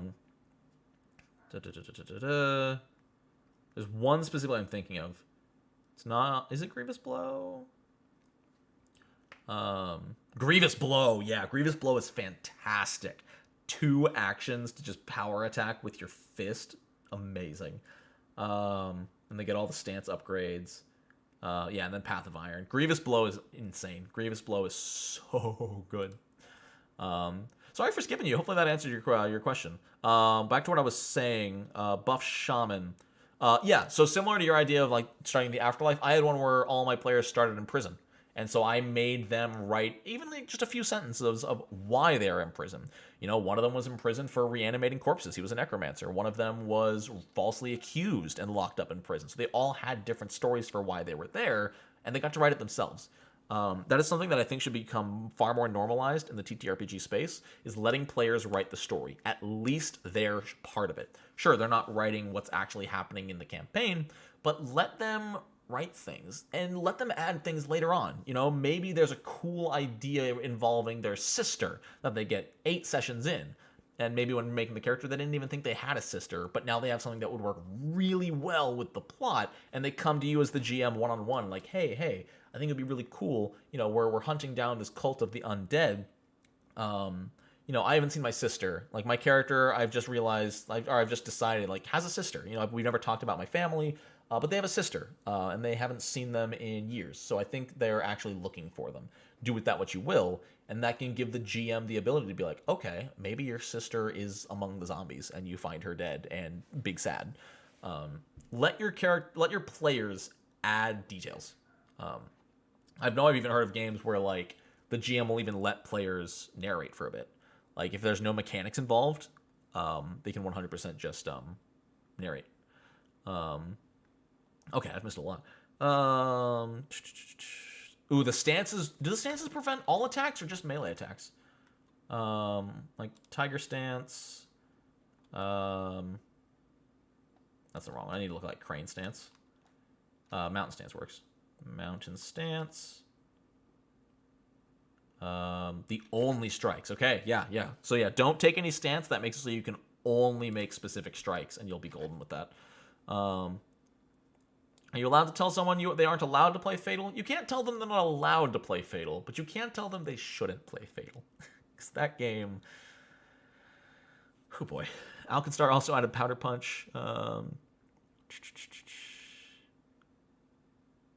I always run my games by telling my party, this is where / how you are starting, how did you get there? That's a great way to do it. That's a great, fantastic way to do it, yeah. Did you ever take a look at the 3.5 binder? I'm the guy who asked about homebrewing classes. I'm trying to make... Oh, no, I didn't. You brought that up like last stream, I think. No, I didn't. I brought it up on like a tab during the stream, and I'm like, I'll check this out after. And then I didn't. How do you organize your physical TTRPG books? On that bookshelf? I wish I had more room, but yeah, on that bookshelf is where they are. I'm so hyped for Nagaji. Is that the Rhino people? That looks awesome. As someone who wants to try DMing but has no one to play with, what would be the best way to get a group started? Join. So you have a few options. Joining Discord servers and going into looking for group, chances are you'll find people. There are way more players looking for a game than GMs looking for players. Now, what I would recommend is interacting with the community first. Don't join a server, say nothing, and then post looking for players, because people are going to be like, I don't know you. That's my purse. But interact with people, maybe spend like a week or so in the community, and then post and looking for group. And especially if you've been active, people might recognize your name and be like, yeah, sure, that sounds fun. I have a Tuesday open. Why not? The other alternative is to get into Pathfinder organized play, be a player for a while, and then if you prove yourself well enough, and again, interact with the organized place community, you might be able to get in there as a, what are they called? Venture captain. Where you GM organized players, which is its own whole thing. They're all employees. They're all volunteers who just GM games when they can. It's great. It's a really great way to GM a lot of games if you don't have a lot of people to reliably play with. Excuse me. Charles, another $5. Thank you. How long until we start getting multi-arm based stuff like monks dances, ancestries, or witch feats? Yes, I did the Ronnie quest. How could you? Ooh, making Ronnie would be so easy with the Poppet ancestry. Yo, that'd be awesome. So the hard part is PF2 is made to be a character customizer's dream. So when you make a monk stance with a prerequisite of multiple arms, it instantly becomes unavailable to 90% of all the ancestries in the game. And the last thing Paizo wants to do is limit any class option by ancestry. You know, there's a reason we don't see that anymore. There's a reason we don't see the halfling-only cavalier or the tiefling-only sorcerer, was it? Or the elf-only this or the dwarf-only that, you know? The battle rager doesn't exist anymore. That's only dwarf-only. I think it should come back and be all ancestries. But once you start putting physical, like, genetic requirements behind class feats, it gets a lot messier, and I don't think we ever will see that. My absolute favorite TTRPG class was the Binder, but nothing has ever filled that unique idea. Do you have an old favorite that doesn't functionally exist anymore? Not really, no.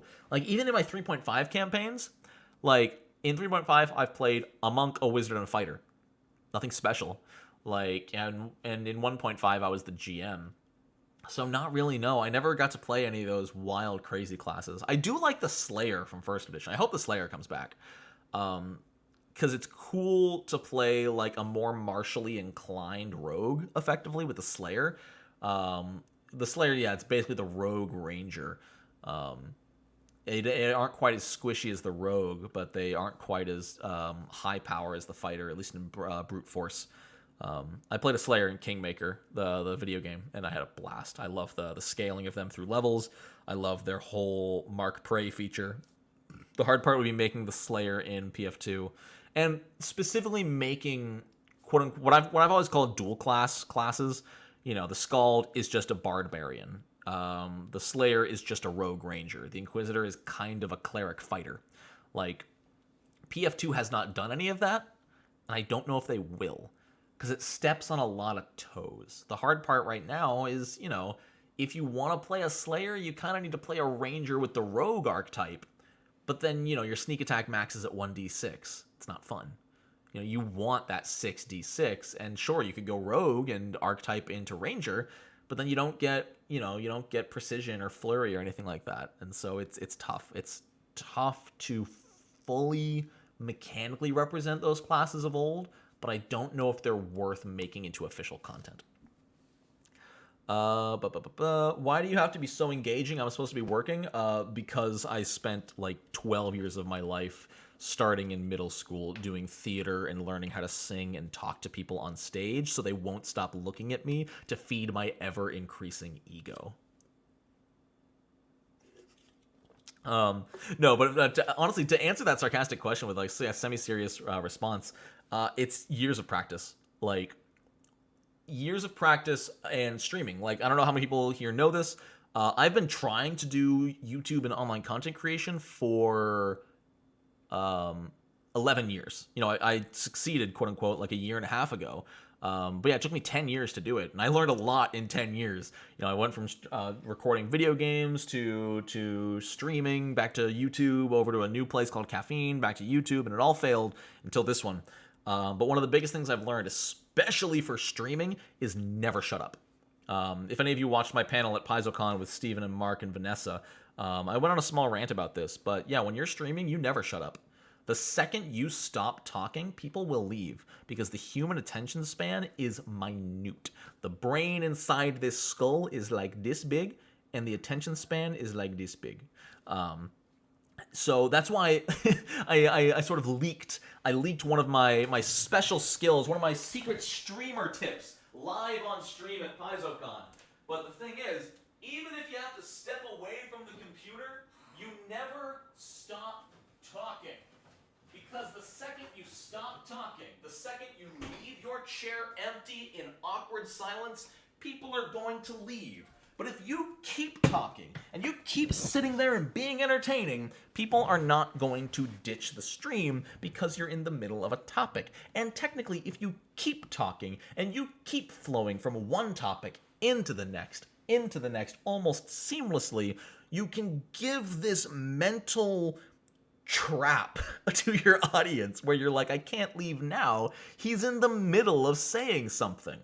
And then 15 minutes later, guess what? I'm still in the middle of saying something because I never stopped, and I was able to transition into a new point while simultaneously finishing the previous point. And now, 5 to 10 minutes later, you're still here listening to me talking about why I'm so engaging after going through my history, what I've learned, into this, and then talking about everything we just talked about, because that is the skill of stream rambling, and I managed to get a Dr. Pepper during it. Let me go. And that's honestly, that's part of it too, Haley, is ADHD. I'm like 90% positive I have undiagnosed ADHD. Once I get healthcare, I'm going to get it diagnosed, hopefully. But yeah, that's another way that I wish I could, you know what, here, let me do something fun here. This just sounds fun. Let me open this. I'm going to draw you. Stop talking to take a drink. Bye forever. Stream mumbling. You ever wonder if we'll get anything on South Garund? I don't know. Is that even on the Inner Sea region map? I want to show you guys. I want to draw you something. I want to draw, because I've been doing art and it's fun. So let me window capture here. Grab Krita. Is that working? No, it is not. Okay, cool. And we're going to do display capture instead. Display capture. Okay. So, I'm going to draw you my thought process in the middle of these rants, because I find it personally fascinating, and I'm going to subject you to this. So here we have like a topic. That's a topic. That's not gonna work. Give me the text tool. Where's the text tool? There it is. This is. Oh my! What just happened? Text tool. How does the text tool work? Oh, like that. Topic. Save. Is that how that works? Go away. I don't know how text works. All right, cool. We're gonna have to do this verbatim. What is happening? I'm still learning. There we go. So, this is a topic. This is like what we are talking about. And it's you know, this you know, here, let's do, it's a car. The topic is a car going down a road.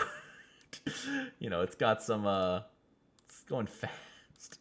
The topic is going down the road at a reasonable pace. Now, here is the destination. There is a stop sign here, and that is the end of my topic. That is where we will stop talking about whatever I'm talking about. But what if I take this stop sign and I just paint a big triangle over it and make it a yield sign instead? Turn that into a yield sign. Suddenly, I don't have to come to a full stop. I can slow down, but then I'm merging onto a brand new road, and all of a sudden, we're still going, you know? We're not on that road anymore, but we passed the stop sign, and we have moved onto a new one. Oh, and look, there's another stop sign near the end of that one.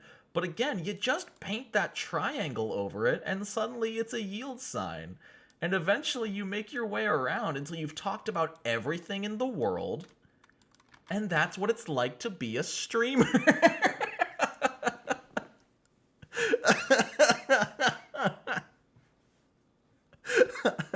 What was the original question? Oh, ADHD brain. That's right. No, Daniel, that is the most accurate thing. That is the most accurate sentence I have ever read in my life. ADHD is replacing all mental stoplights with rotaries. I am putting that on Twitter. I am quoting you. ADHD is replacing all mental stoplights with rotaries. Daniel in my stream chat.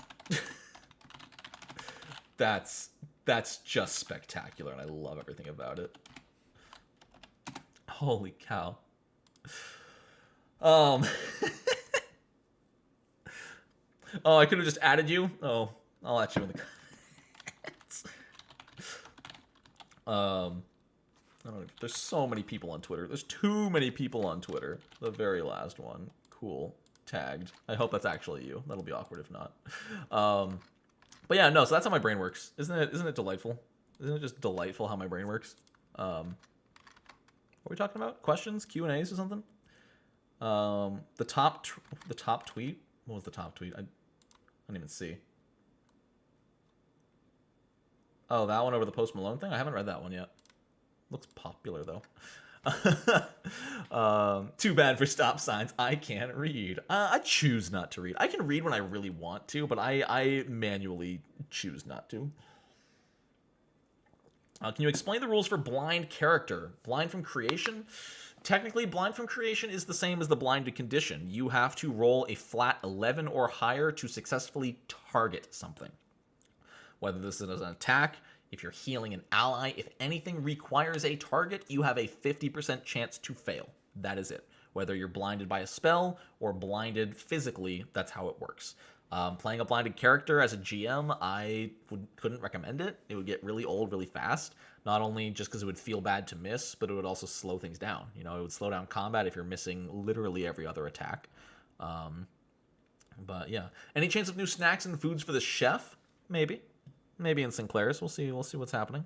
You might see some older Patreon homebrew designs make their way into Sinclair's, updated, professionally play-tested, and designed. Might be cool. Blind character with tremor sense would be interesting. I don't know if tremor sense gets by that though. Does that just make them concealed? No, because they're still hidden. That's the problem. Because it's an imprecise sense.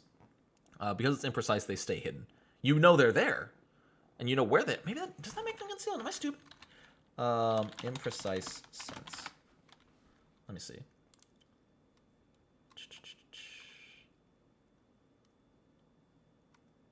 At best, an imprecise sense can be used to make an undetected creature merely hidden. Yeah, so even if you had tremor sense, you would still be hidden completely. What if you had a blind summoner that can look through their Eidolon's eyes? I think that could be cool. That could be really, really cool to to have the summoner be permanently blind, but let them see through the Eidolon. Yo, Platicism with a 1999, very generous. Howdy, Nonat, just wanted to say thank you for all your amazing... These ones kill me. Stop it. I'm like, oh, what's your question? What's your big Q&A? And then it's just nice words on top of money. Like, thank you so much. These ones kill me. Because, like, just imagine. Imagine you just get, like, a knock at your door. You open the door, and then there's just a $20 bill on top of a letter that just says, hey, you're cool. Wouldn't that just make your day? You just find not only $20, but also someone just complimenting you. Oh my god, it makes my day. Holy cow. I just want to say thank you for all of your amazing content. I started running Pathfinder for friends, and you have always been entertaining and informative. Have the next round of drinks on me. Thank you, Platicism, so much.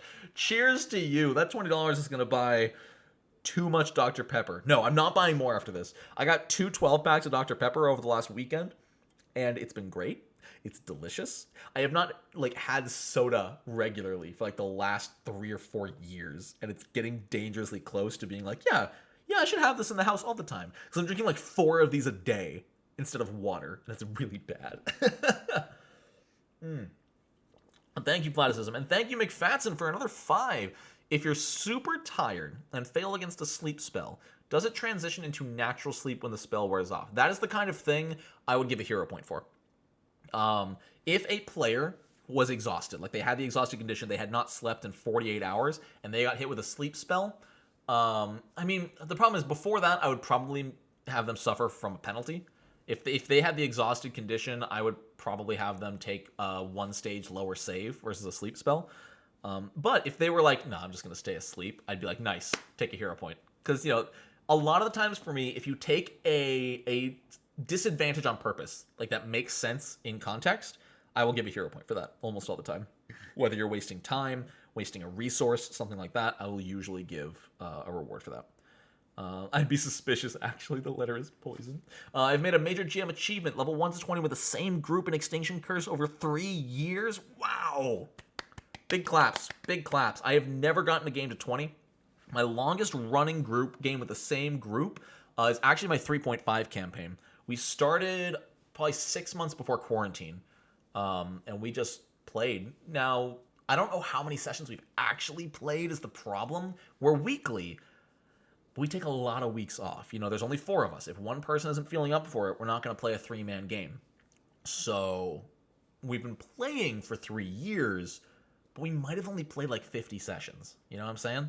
Like, it is easily 1 in 3 sessions are canceled, and then we had a whole like 2 months off when one of our players got in a car accident, just couldn't play for like 3 months. So it's hard to say, but that's still probably the longest campaign I've ever been a part of. I personally, as a GM, I like shorter campaigns. I like to end it when I can, rather than risk it going on too long and then fading into obscurity. That's why I ended my first PF2 campaign at level 10. You know, they stopped a small sect of Rovagug's cult from reviving Spawn, and I'm like, yeah, that's a good place to stop it. They stopped the demon who had come from the hells below, possessing people and whispering evil nothings into the ears of instigators, and they stopped him. They killed the demon. The demon will revive someday, so it's not permanent, and we might go back. But that campaign ended at level 10. I'm like, this is a good stopping point. So yeah, I tend to end them before I get to 20, and I've never played through a pre-written one. Yo, another sex bot? Let's go. We truly making it here on YouTube. Bye.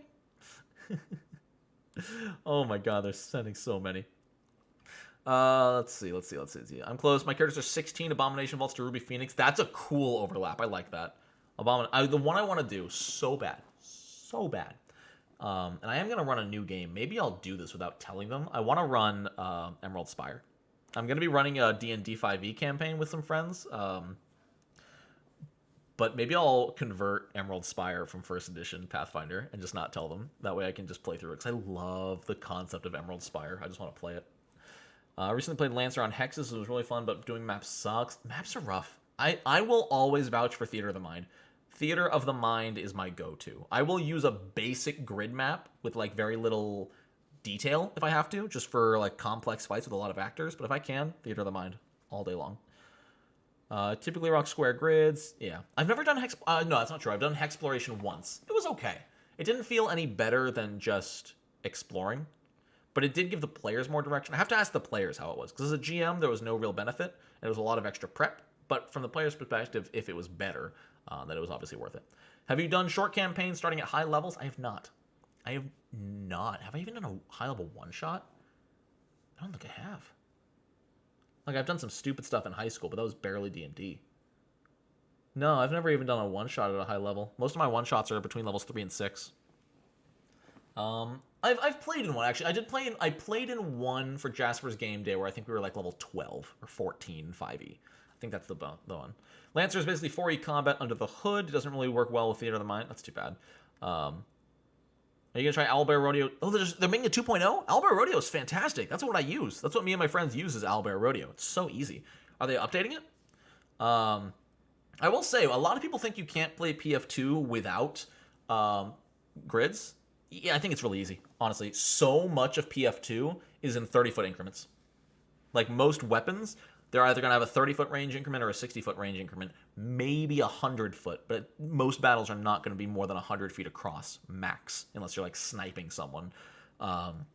So, like, when it comes to, oh, can I reach him? What's your movement speed? 25 feet? Cool, he's 30 feet away. You're there. Like, and most of the time as a GM, for the sake of gameplay, in Theater of the Mind, I'm going to say, yes, you can reach him. There is nothing fun about being like, cool, the battle starts. You have a 25-foot move speed. They're 35 feet away. Cool. Guess I get to stride and then take a step action. Exciting. Whereas in Theater of the Mind, I could be like, yeah, you can just barely reach him and attack him this turn. Go for it. Like, it's just more fun. Like, it gets things moving. It gets action happening. And yeah, like, you gotta, it's sort of one of the more advanced skills of GMing. Once you know the mechanics, is learning when to bend them for the sake of the gameplay experience. You need to be careful with this because you can make some things imbalanced if you just give the players what they want.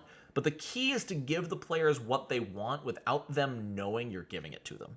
You know, you describe it in such a way that that's just how it is, you know? The fight starts. Yes, they're 30 feet away. Go hit them. It doesn't, like, to them, you know, even in your head as the GM, you don't know, oh, they were actually 37.4 feet away, so you can't reach them. No. Unless they're over 40 feet away in my brain, I'm like, yeah, you can reach them. Y'all behaving? They've been behaving today. They've been behaving, making me blush, giving me money. It's been nice. What is the secret to eternal kobold happiness? Shinies. Just ask Snoot. I wish Rai was here. Have you run many Pathfinder Society scenarios? Yes. I have played in 2 of them, and I have run 1 of them. A really, really reliable one is, oh no, chat, you're smarter than me. Help me out. Is it Flooded King's Court? Is that the one? Flooded King's Court. Yes, Flooded King's Court is phenomenal. If you're ever going to try out a society game, try Flooded King's Court. That one is fun, it is simple, it flows well, there's just enough exploration where the players can sort of carve their own path. It's great, and it can take anywhere from like 2 to 6 hours, depending on how in-depth you want to get. Got subscription options or something? That makes sense. Gotta make money. Yeah, the bots aren't behaving, that's true. Deacon is the happiest kobold? Who's Deacon? Is that Critical Role? It sounds like Critical Role. Have I read Shadows at Sundown? I have not. Is that a new society one? I have some ideas for homebrew spells, but I don't want to pay for D&D Beyond to upload them. Don't do that, because if you upload them to D&D Beyond, they're legally Wizards property. Fun fact. I don't know if you know that, but it's in their fine print. If you upload any homebrew to D&D Beyond, it is officially Wizards of the Coast property. What is the worst session that you played or run? That's a tough one. In recent memory, it's the Volcano PvP one that I mentioned earlier. I think personally, my most nightmarish memory in recent years, it was about 7 or 8 months ago. And our D&D 5e campaign is actually 2 separate games. I'm in one, but the GM runs 2. and both parties had been teleported into the same place, and this was like my 4th or 5th session in the game. And so suddenly there's 12 people in the Discord call, like trying to do stuff in a social situation. We're all trapped in a room. Everyone's trying to get out. Everyone is yelling over each other. Everyone is talking at the same time because it's Discord, and you can't like tell people to be quiet. You can't make eye contact. So I just sit there for 3 hours, just awkward. Like, okay, I don't like this. My social anxiety was through the roof. I didn't feel comfortable leaving. It was terrible. Like 12 players in one game is not good. Like, I don't know if someone can actually make it work. If so, kudos. But as a player, being one of 12 people trying to talk at the same time just ruins my brain. Oh, Deacon from Neverwinter! Right! Oh, I need to finish that game. I got pretty far, but I never finished it. Pretty far. I think I got to like level 6 or 7. Deacon's great. Single adventure, kind of the sequel to The Curse of the Crimson Throne. Cool. Precious boy who must be protected. I think in our co-op playthrough with me and my friends, I think we killed Deacon. I can't remember, but I vaguely remember killing Deacon. Yo, Plenicism, what are you doing? Dropping another 20. Oh my god. Sadly, I have to go because I'm watching on my break, but I did have a question. One of my players is playing a Magus with Darkive coming out soon. Viability of Thaumaturge dedication with weapon implement. Ooh. We'll have to see exactly how the weapon implement works, but that could be a nasty combo. Especially if you hit them with a spell that deals persistent element or energy damage, and you have the ability to inflict a weakness to that damage. Like, if you can inflict them with weakness for fire, and then you happen to critically hit with Produce Flame, suddenly that persistent fire damage is also triggering the weakness, so that could be really cool, depending on how it goes. The worry there, I think, is that Thaumaturge as an archetype probably won't have the ability to do that. I don't know how they're going to limit it, but archetypes are far weaker than other classes. But who knows, maybe it'll be a feat you can take, because sometimes class features are turned into archetype feats. Thank you again so much for the generous donations, Platicism. Holy cow, have a great day. Hey, Neverwinter Nights is good. It's, you know, it's like Baldur's Gate. It's like Divinity. It's like all of them. It's great. They're all fantastic games. Are there any TTRPG systems you've always wanted to try but never had the chance? Sentinels of the Multiverse tabletop RPG. I really want to play it. I've never gotten to play a superhero RPG, but if I could, I would play Sentinels. Other than that, I've gotten to play Call of Cthulhu. Call of Cthulhu is really fun. I want to play City of Mist. City of Mist and Sentinels are my 2 top TTRPGs I've never played. Vampire's cool. Vampire I want to play, but it's not like at the top of my list. Yo, Troy, I see you. What's good, boo? What's good? Dual class GM. Ooh, dual class GM rule. Thaumaturge Magus. Magus Turge. Thaumagus. The Thaumagus! Yo, the Thaumagus! Thaumagus is gonna be incredible. So Wizards legally owns Destroy Universe? If you uploaded it to it, yeah, they do. Doesn't mean they have to use it. Quick question. How you doing? I'm doing pretty good, Joey. How about you? Only been in one session that had 12 players back in 3.5 days, and it was a cap off of a season of RP gaming. See, but here's the thing. Like, that's fine. Capping off like a season, especially if like your college semester is ending, everyone's going on break, and like that, it sounds like it would be in person anyway. So like, this is 12 people getting together, hanging out around a table, basically saying have a good summer while playing some D&D alongside. Like, that sounds great. I would have a lot of fun with that. But just like, especially online, makes it so much worse. Totally not because I work for Foundry VTT. What do you think of the recent Paizo Premium content releases for VTT, and what PF2E adventure do you think the next VTT conversion will be? Ooh, that's a tough one. I've heard amazing things about Abomination Vaults. I've heard incredible things about that premium one. I think Secrets of Magic would be a fantastic one. It'd be huge. You know, it's a 6-part adventure. But I think a premium Secrets of Magic adventure path for Foundry would be tight. Yo, what's up? What's up, Roxas? Checking my DMs. What do we got here? Stop it. You stop it. You stop it. Thank you, Roxas. And thank you for the $2. You're too sweet. Vampire the Masquerade is kind of cool, but I'm not happy with the state of 5th edition. I don't know enough about it. Yo, is that another $10 Necrodancer? What? Hey, Nonats, I have a player, a ranger, who wants to start with a deal with a devil. From their side of it, they're going to get a weapon relic. Do you have any advice for running devil contracts? So there's actually information regarding contracts in... What is it? Yes, it is Lost Owens Legends. I'll put the link to the Archives of Nethys place in chat. This is a great place to start Necrodancer. But any advice from a roleplay perspective? Make the penalty just slightly worse than the bonus. Hold on, my camera's getting all fuzzy. I need to quickly just go... Boop. Boop. Fixed it. When making a deal with the devil always comes out on top. Keep that in mind. The house always wins. So if they're getting dragon powers from the dragon relic, they're getting breath weapons, they're getting dragon claws, maybe the devil needs something from them. Maybe it's literally like ripping out of Futurama that like the devil can take their hands and replace them with the dragon claws for as long as they want. If the devil ever needs human hands or something, they can literally force the player to have dragon claws for a certain amount of time, and the devil gets their hands for any reason. I don't know why. This is off the top of my head. But again, make sure the devil comes out on top. Not insurmountable, they can always fight against the contract, and giving them a reason. What am I trying to say? You want it to be a tough choice.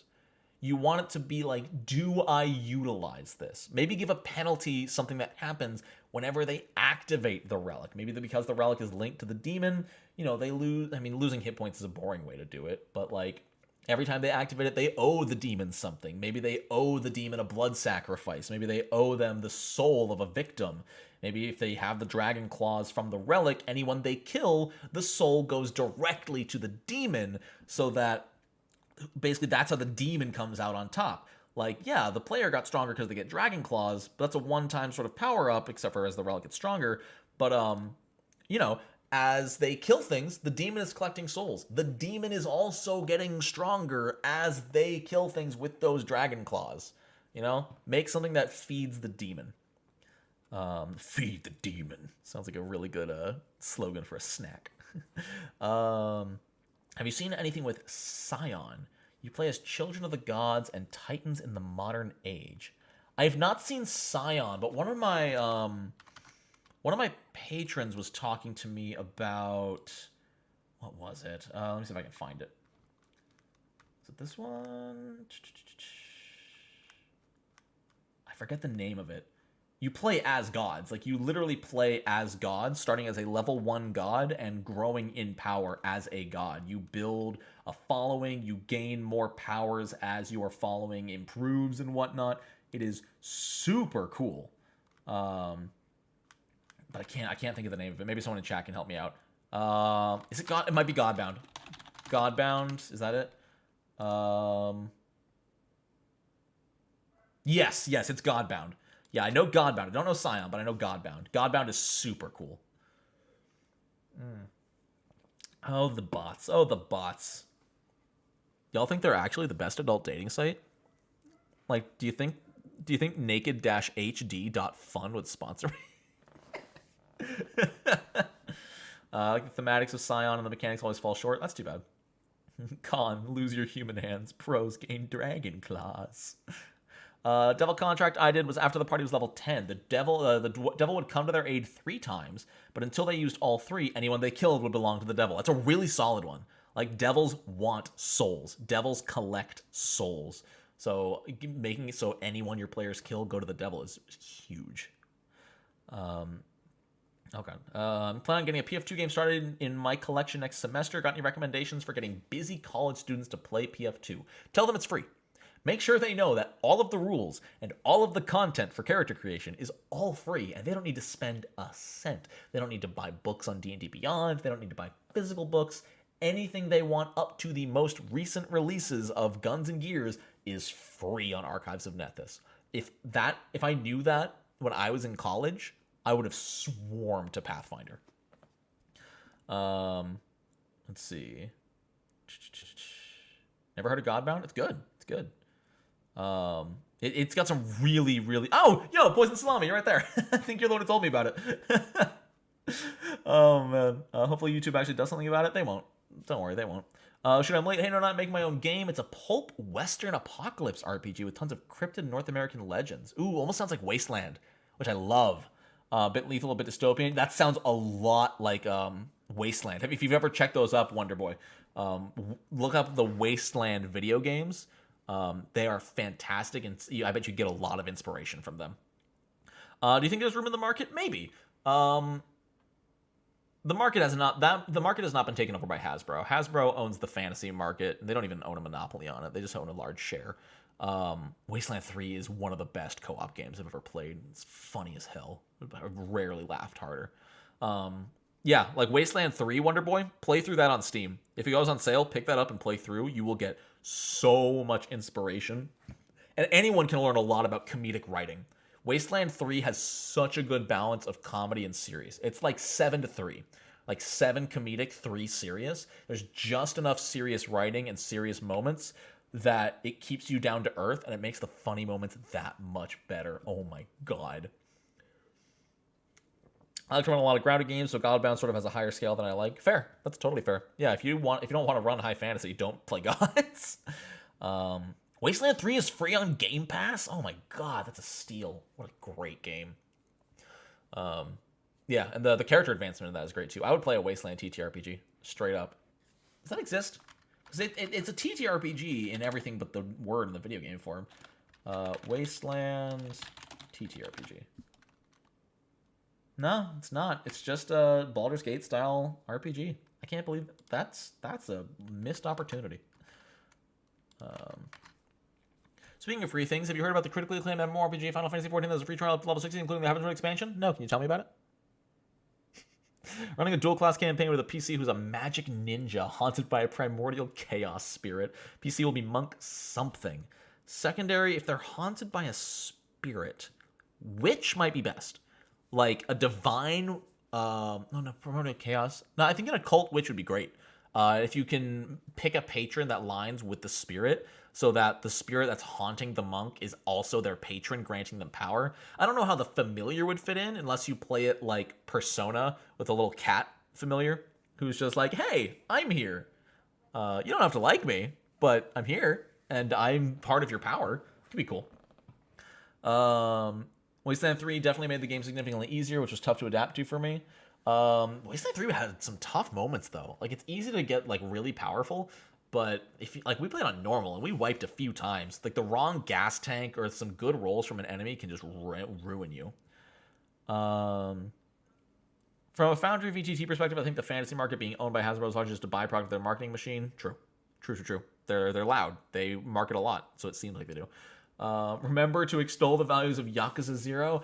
I haven't played Yakuza 0, Roxas. I've only played Yakuza 7. I really need to. Do I own any of the other Yakuzas? I should probably pick those up. Because the writing in those is also sublime. Yeah, I've only played Like a Dragon, which is phenomenal. Like a Dragon is incredible. Oracle could work too. The hard part is that there's no Oracle mystery that involves being haunted by a spirit, like a specific spirit. There's the Ancestors one, but that's like multiple spirits. Undead Summoner, yeah, that could work too, if your Eidolon is the spirit. Been jonesing for a sci-fi TTRPG, but a lot of them read overly complex. It's tough, yeah. No, sci-fi lends itself to being overly complex, which is weird, because you'd think magic would be more complicated than science. But I guess it's just easier because magic can do whatever, whereas science is bound by physics. So there's a lot of rules. I've played Shadowrun. That was fun. It was pretty easy. Pretty simple. But yeah, no, I haven't played a whole lot of sci-fi. Really just like 3 sessions of Shadowrun where I one-shot a boss. How would you build the Skeleton Knight in Another World in PF2? Is that from something? Is this something I should know? Skeleton Knight from Another World? Oh, is this an anime? It is an anime. Okay. I don't know it. That's also a manga, naturally. I have never seen this before. Oh my god, I love his design, though. What is this? Oh, this looks adorable. Holy cow. Well, he's definitely a champion. I don't know anything else, but he's definitely a champion, and he's a super cute. I'm gonna have to watch that later. That looks awesome. The original Wasteland-inspired Fallout. Really? I didn't know that. Super cool. But I guess it makes sense. Yeah, one of them probably inspired the other. Do you think Paizo will add their earlier AP, like Age of Ashes, to Foundry? Maybe. I think only if the system pops off. Right now, their funds and manpower are limited, so they're focusing on expanding and doing what's important and the most popular stuff. And Age of Ashes isn't super important. Not super important. It's not super popular. I think if Paizo as a whole starts doing better as a company, like financially and popularity and whatnot, they will go back. If they get more people on the staff, if they have more manpower and more money to spend, I don't see why not. But if they stay the course they're going, they probably couldn't afford to for a while, because they're a company. You know, they're a business first and foremost. So you need to think that they would need to get back enough money from people purchasing these premium modules to pay for the manpower of actually converting them, the time it takes to get all the paperwork in order. There's a lot of steps to pay for with like hourly wages and salaries and whatnot that need to be accounted for at the price of something. So they would probably need to sell a couple hundred copies of a premium module of an old adventure path, which just probably won't happen. Yo, Rock says, about the Mimi heartwarming, life-changing beauty of Yakuza 7. Mimi at first glance, life-saving and wholesome the next. Straight up. Like a dragon bounces back and forth from heart-wrenching to heart-lifting, and I love it for that. Even if the English karaoke is cringe beyond all belief. I might lose some respect from you, Roxas, for that one. I played through it in English. I did not do the sub. The voice actors for the English were spectacular, though. Have you ever played Starfinder? What do you think about Starfinder 2E? I have not played Starfinder, but Paizo has gone on record about saying Starfinder doesn't need a 2E. It's only been around for like 5 years, I think, maybe 6 years. And so it does not need to be a 2E.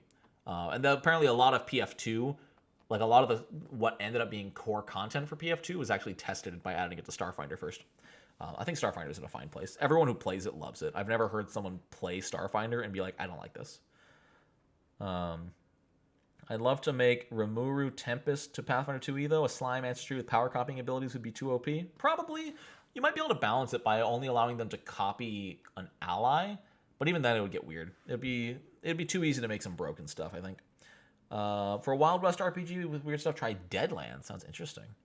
Found your narrative here. Nonat one's nailed it. If people keep buying, we'll keep producing. Exactly. Supply and demand. Classic. Just marketing.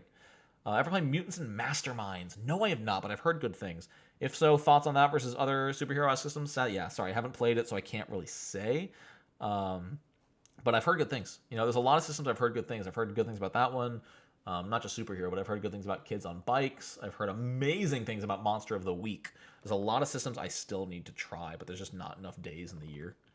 How do you feel about rules light systems like Dungeon World and Open Legend? I love what they can do. They are not for me. There is a certain minimum amount of mechanics I like, otherwise I get very bored. I will say they're great for playing with kids. Fate Core, a lot of people don't like Fate. I don't personally like Fate, but when I was in college, we played with some young like freshman high schoolers who happened to be friends of ours, really like children of friends. But I would consider them friends. We were in theater together with them, and they were awesome. And we all got together and played Fate Core. You know, we didn't have time to teach them how to play D&D, how to get the whole core rulebook, how to make a character and whatnot. But we were able to tell them, here's your character sheet. What's your name? Give yourself like 4 powers. You're amazing at 1, great at 1, good at 2, and okay at 1. There's your character at the end. And then you just basically role play. It's basically just like say what you do and hope it works at the end. It's very simple. It's great at what it's good at, but it's really hard to get anything past that. I don't like Starfinder. I'm not trying to be a contrarian. I wanted to like it, but it just didn't sit well with me. That's too bad. No worries. You try any of the Pathfinder Society games while you were at PaizoCon? No, I only played about 30 minutes of Pathfinder while at PaizoCon, ironically. I played a Delve, which is like one encounter. It's just, think of it as a free trial. You get to play 30 minutes with a Paizo employee GMing you. And Eric Mona GM'd us, and he murdered us. Eric Mona, it was 4 of us versus a goblin dog and 4 goblins with short bows. And over the course of 30 minutes, Eric Mona rolled 5 nat 20s with short bows, which have deadly D10. We were all level 1. 2 people made it out alive, so that's something. I died. What do you think you can be done to make Shove better? There are feats that make it better. Shove does what it says on the tin. Shove gets them off of you. It makes them spend, like, unless they have reach, in which case it's useless, but it makes them spend an extra action to get back close to you, which is why if you can ever get Shove on a reaction, it's insane. If you can ever move somebody on a reaction, it is nuts, because it just wastes an action. They have to get back close to you. Mona, no. Mona, yes. Would you say he rolled no nat ones? I don't think he did, but I did. I rolled 2 nat ones in like 8 rolls. It was bad. It was real bad. Shove is nice if you slam them into a wall for flat-footed. I don't think that's a thing. Is that a thing? Yeah, it's not a thing. Unless there's a feat for that I'm not aware of. Because, yeah, shoving them into a wall doesn't make them flat-footed. Disarm, however, don't bother unless Ifrit. Disarm, just don't bother. We're trying our best with Sinclair's to make some kind of disarm support, but it's rough.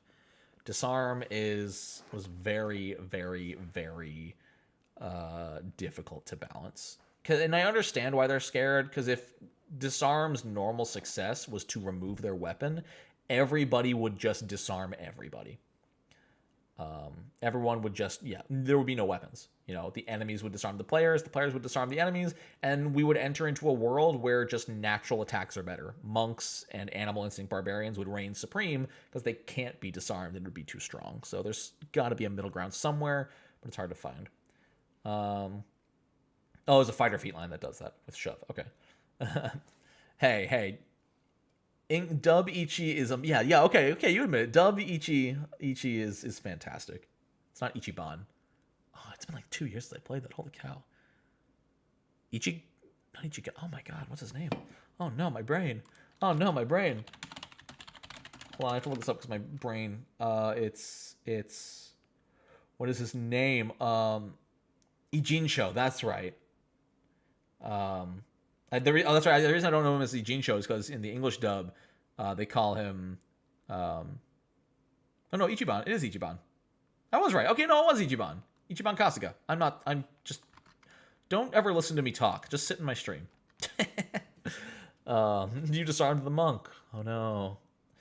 Disarm is fine once you get that one swashbuckler feat that makes the success debuff last. Yeah, it gets better. Just break their hands. If you disarm a monk, you just twist their wrist. Disarm would be better if it would just disarm on success and PC monster designs could accommodate, but then GMs would be able to torture their players. You know, players would never get to use their weapons because every GM... Because think how bad that would be. For the GMs that are actively trying to beat the players, because there's too many of them, just disarm. Oh, fighter with a greatsword, disarm. Oh, ranger with 2 weapons, disarm. Oh, rogue with a knife, disarm. Cool. You're useless now. Have fun. Unless you spend actions to pick them up. That'd be so lame. I really want to play a monk who uses like claws or something and play a dragon monk, like scaled fist. You can totally do that. The best way to do that right now without dual class would be the Dragon Relic. The Dragon Relic gives you Dragon Claws at level 1, and it's super cool. I had a friend playing a monk who did that. It was a lot of fun. Which I mean, it's just saying remake the whole system around it, but yeah, it's there's no winning there. What's up, Avery? Is this the same Avery from PaizoCon? Because I have no idea. There's a story I saw on the subreddit where the GM made subsequent disarms fully disarm, and it was hell. The champion basically was just standing there the whole fight. Exactly. Yo, Avery, cheers. Good to see you, man. Are you good? Did you dodge the con COVID? The convid? Yeah, no, it sucks because disarm as a player is really strong. It's really good. Getting disarmed as a player feels horrible. If you base your entire character around one If you base your entire character around one weapon and it gets disarmed, cool. You lose. GG. You don't get to play the game. It just feels horrible. Pick your waifu, kobold or goblin. Goblin. Easy. Have you seen Goblin Girl Twitter? It's thirsty. Swashbuckler finisher that could fully disarm would be interesting. I think that'd be fun. Yeah. I think a swashbuckler finisher that did no bonus damage but disarmed would be interesting. Or maybe it only deals your precise strike. Like you use the finisher and you deal like your 2d6 precise strike damage, but it doesn't deal weapon damage or modifier, but it just disarms. That would be kind of cool. Make 2e disarm, make targets hit themselves. That'd be, I don't know, that's not disarming though. Like, it would be cool if there was a feat that lets you do that. It'd be a really fun, like, rogue feat. Like, literally just a rogue feat called Stop Hitting Yourself would be hilarious. And there's some stuff, not for hitting themselves, but for hitting their allies. There are some feats that give you reactions that let you redirect attacks, like Mirror Shield. The Fighter's Mirror Shield allows you to catch a spell and reflect it back at the target, which is hilarious. But there's not too much of that. Green short stack fever. My waifu is Yosoki. I do not apologize and will not elaborate further. No need, because you're right. Because Yosoki dominated all of them. Take that sentence how you will. Compare the results of a successful disarm with a spell that accomplished the same thing and ask yourself what level that spell should be realistically. That's an interesting way to put it. What level is a spell that... Well, it's hard because the spell would be a saving throw. It would not be a skill check. You would not make a spell attack roll to disarm. And this is another hard part, is that you're comparing skill check to spell DC, which are very different. But I'm trying to think if a level 1 spell... Another thing to keep... It's not something you can compare, because not only is the skill check versus the spell DC different, but the spell uses a resource. You know, spell slots are limited. So, not as a cantrip pension. That would be way too strong as a cantrip to disarm. Not a chance. I don't think it's comparable. You really can't compare like athletics actions to cantrips. There's just not enough crossover. Oh, what time is it? It's only... Oh, right. The girlfriend got a new job. I forgot you get home on time now. I get home at a real reasonable hour. Come say hi to 100 people. Hi, 100 people. I won't bring your banking information over. Please don't bring the bank information over here. All right. Stop hitting yourself would be a great psychic feat. You've recently released your own produced content for PF2E. I haven't released it yet. Have you ever considered creating your own TTRPG rule set? I don't think that's necessary. Honestly, I would so much rather design for something that already exists than try to build something from the ground up. But well, hello. What are we talking about? What are we doing? A little bit of everything. It's been a good day. Yeah. Goblins or kobolds? I heard you do this to me. That's very stressful. I mean, that was an answer. Goblins. Yeah, you're right. That's the answer. Congratulations. Everybody's saying hi. Oh, okay, but our dog hates us or hates me. I absolutely agree with that, Daniel. That disarm has no limited resources, which is why it needs to be limited potency. But then how do you explain trip? Because trip is insane. Trip knocks prone on a success, infinite resources, which is just infinite wasting of the enemy's actions. But yeah. Anyway, with the girlfriend getting home and my tummy being very empty and needing food, I think that's a good place to call it because it's already 6. It's already been 2 hours. Holy cow. Y'all, we might have to do this again. This was really, really fun. That is a dog ass, yes. But this was so much fun. So I definitely want to do this again. Maybe next week, maybe the week after. I don't know if I want to make it a regular thing.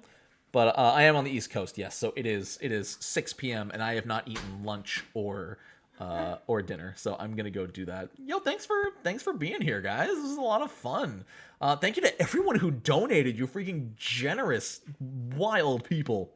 I appreciate all of it. Thank you for bringing all your questions. Yeah, y'all just kept me talking. This was an absolute blast. So keep it real, everybody, and I'll see you on Friday with a new video. Peace.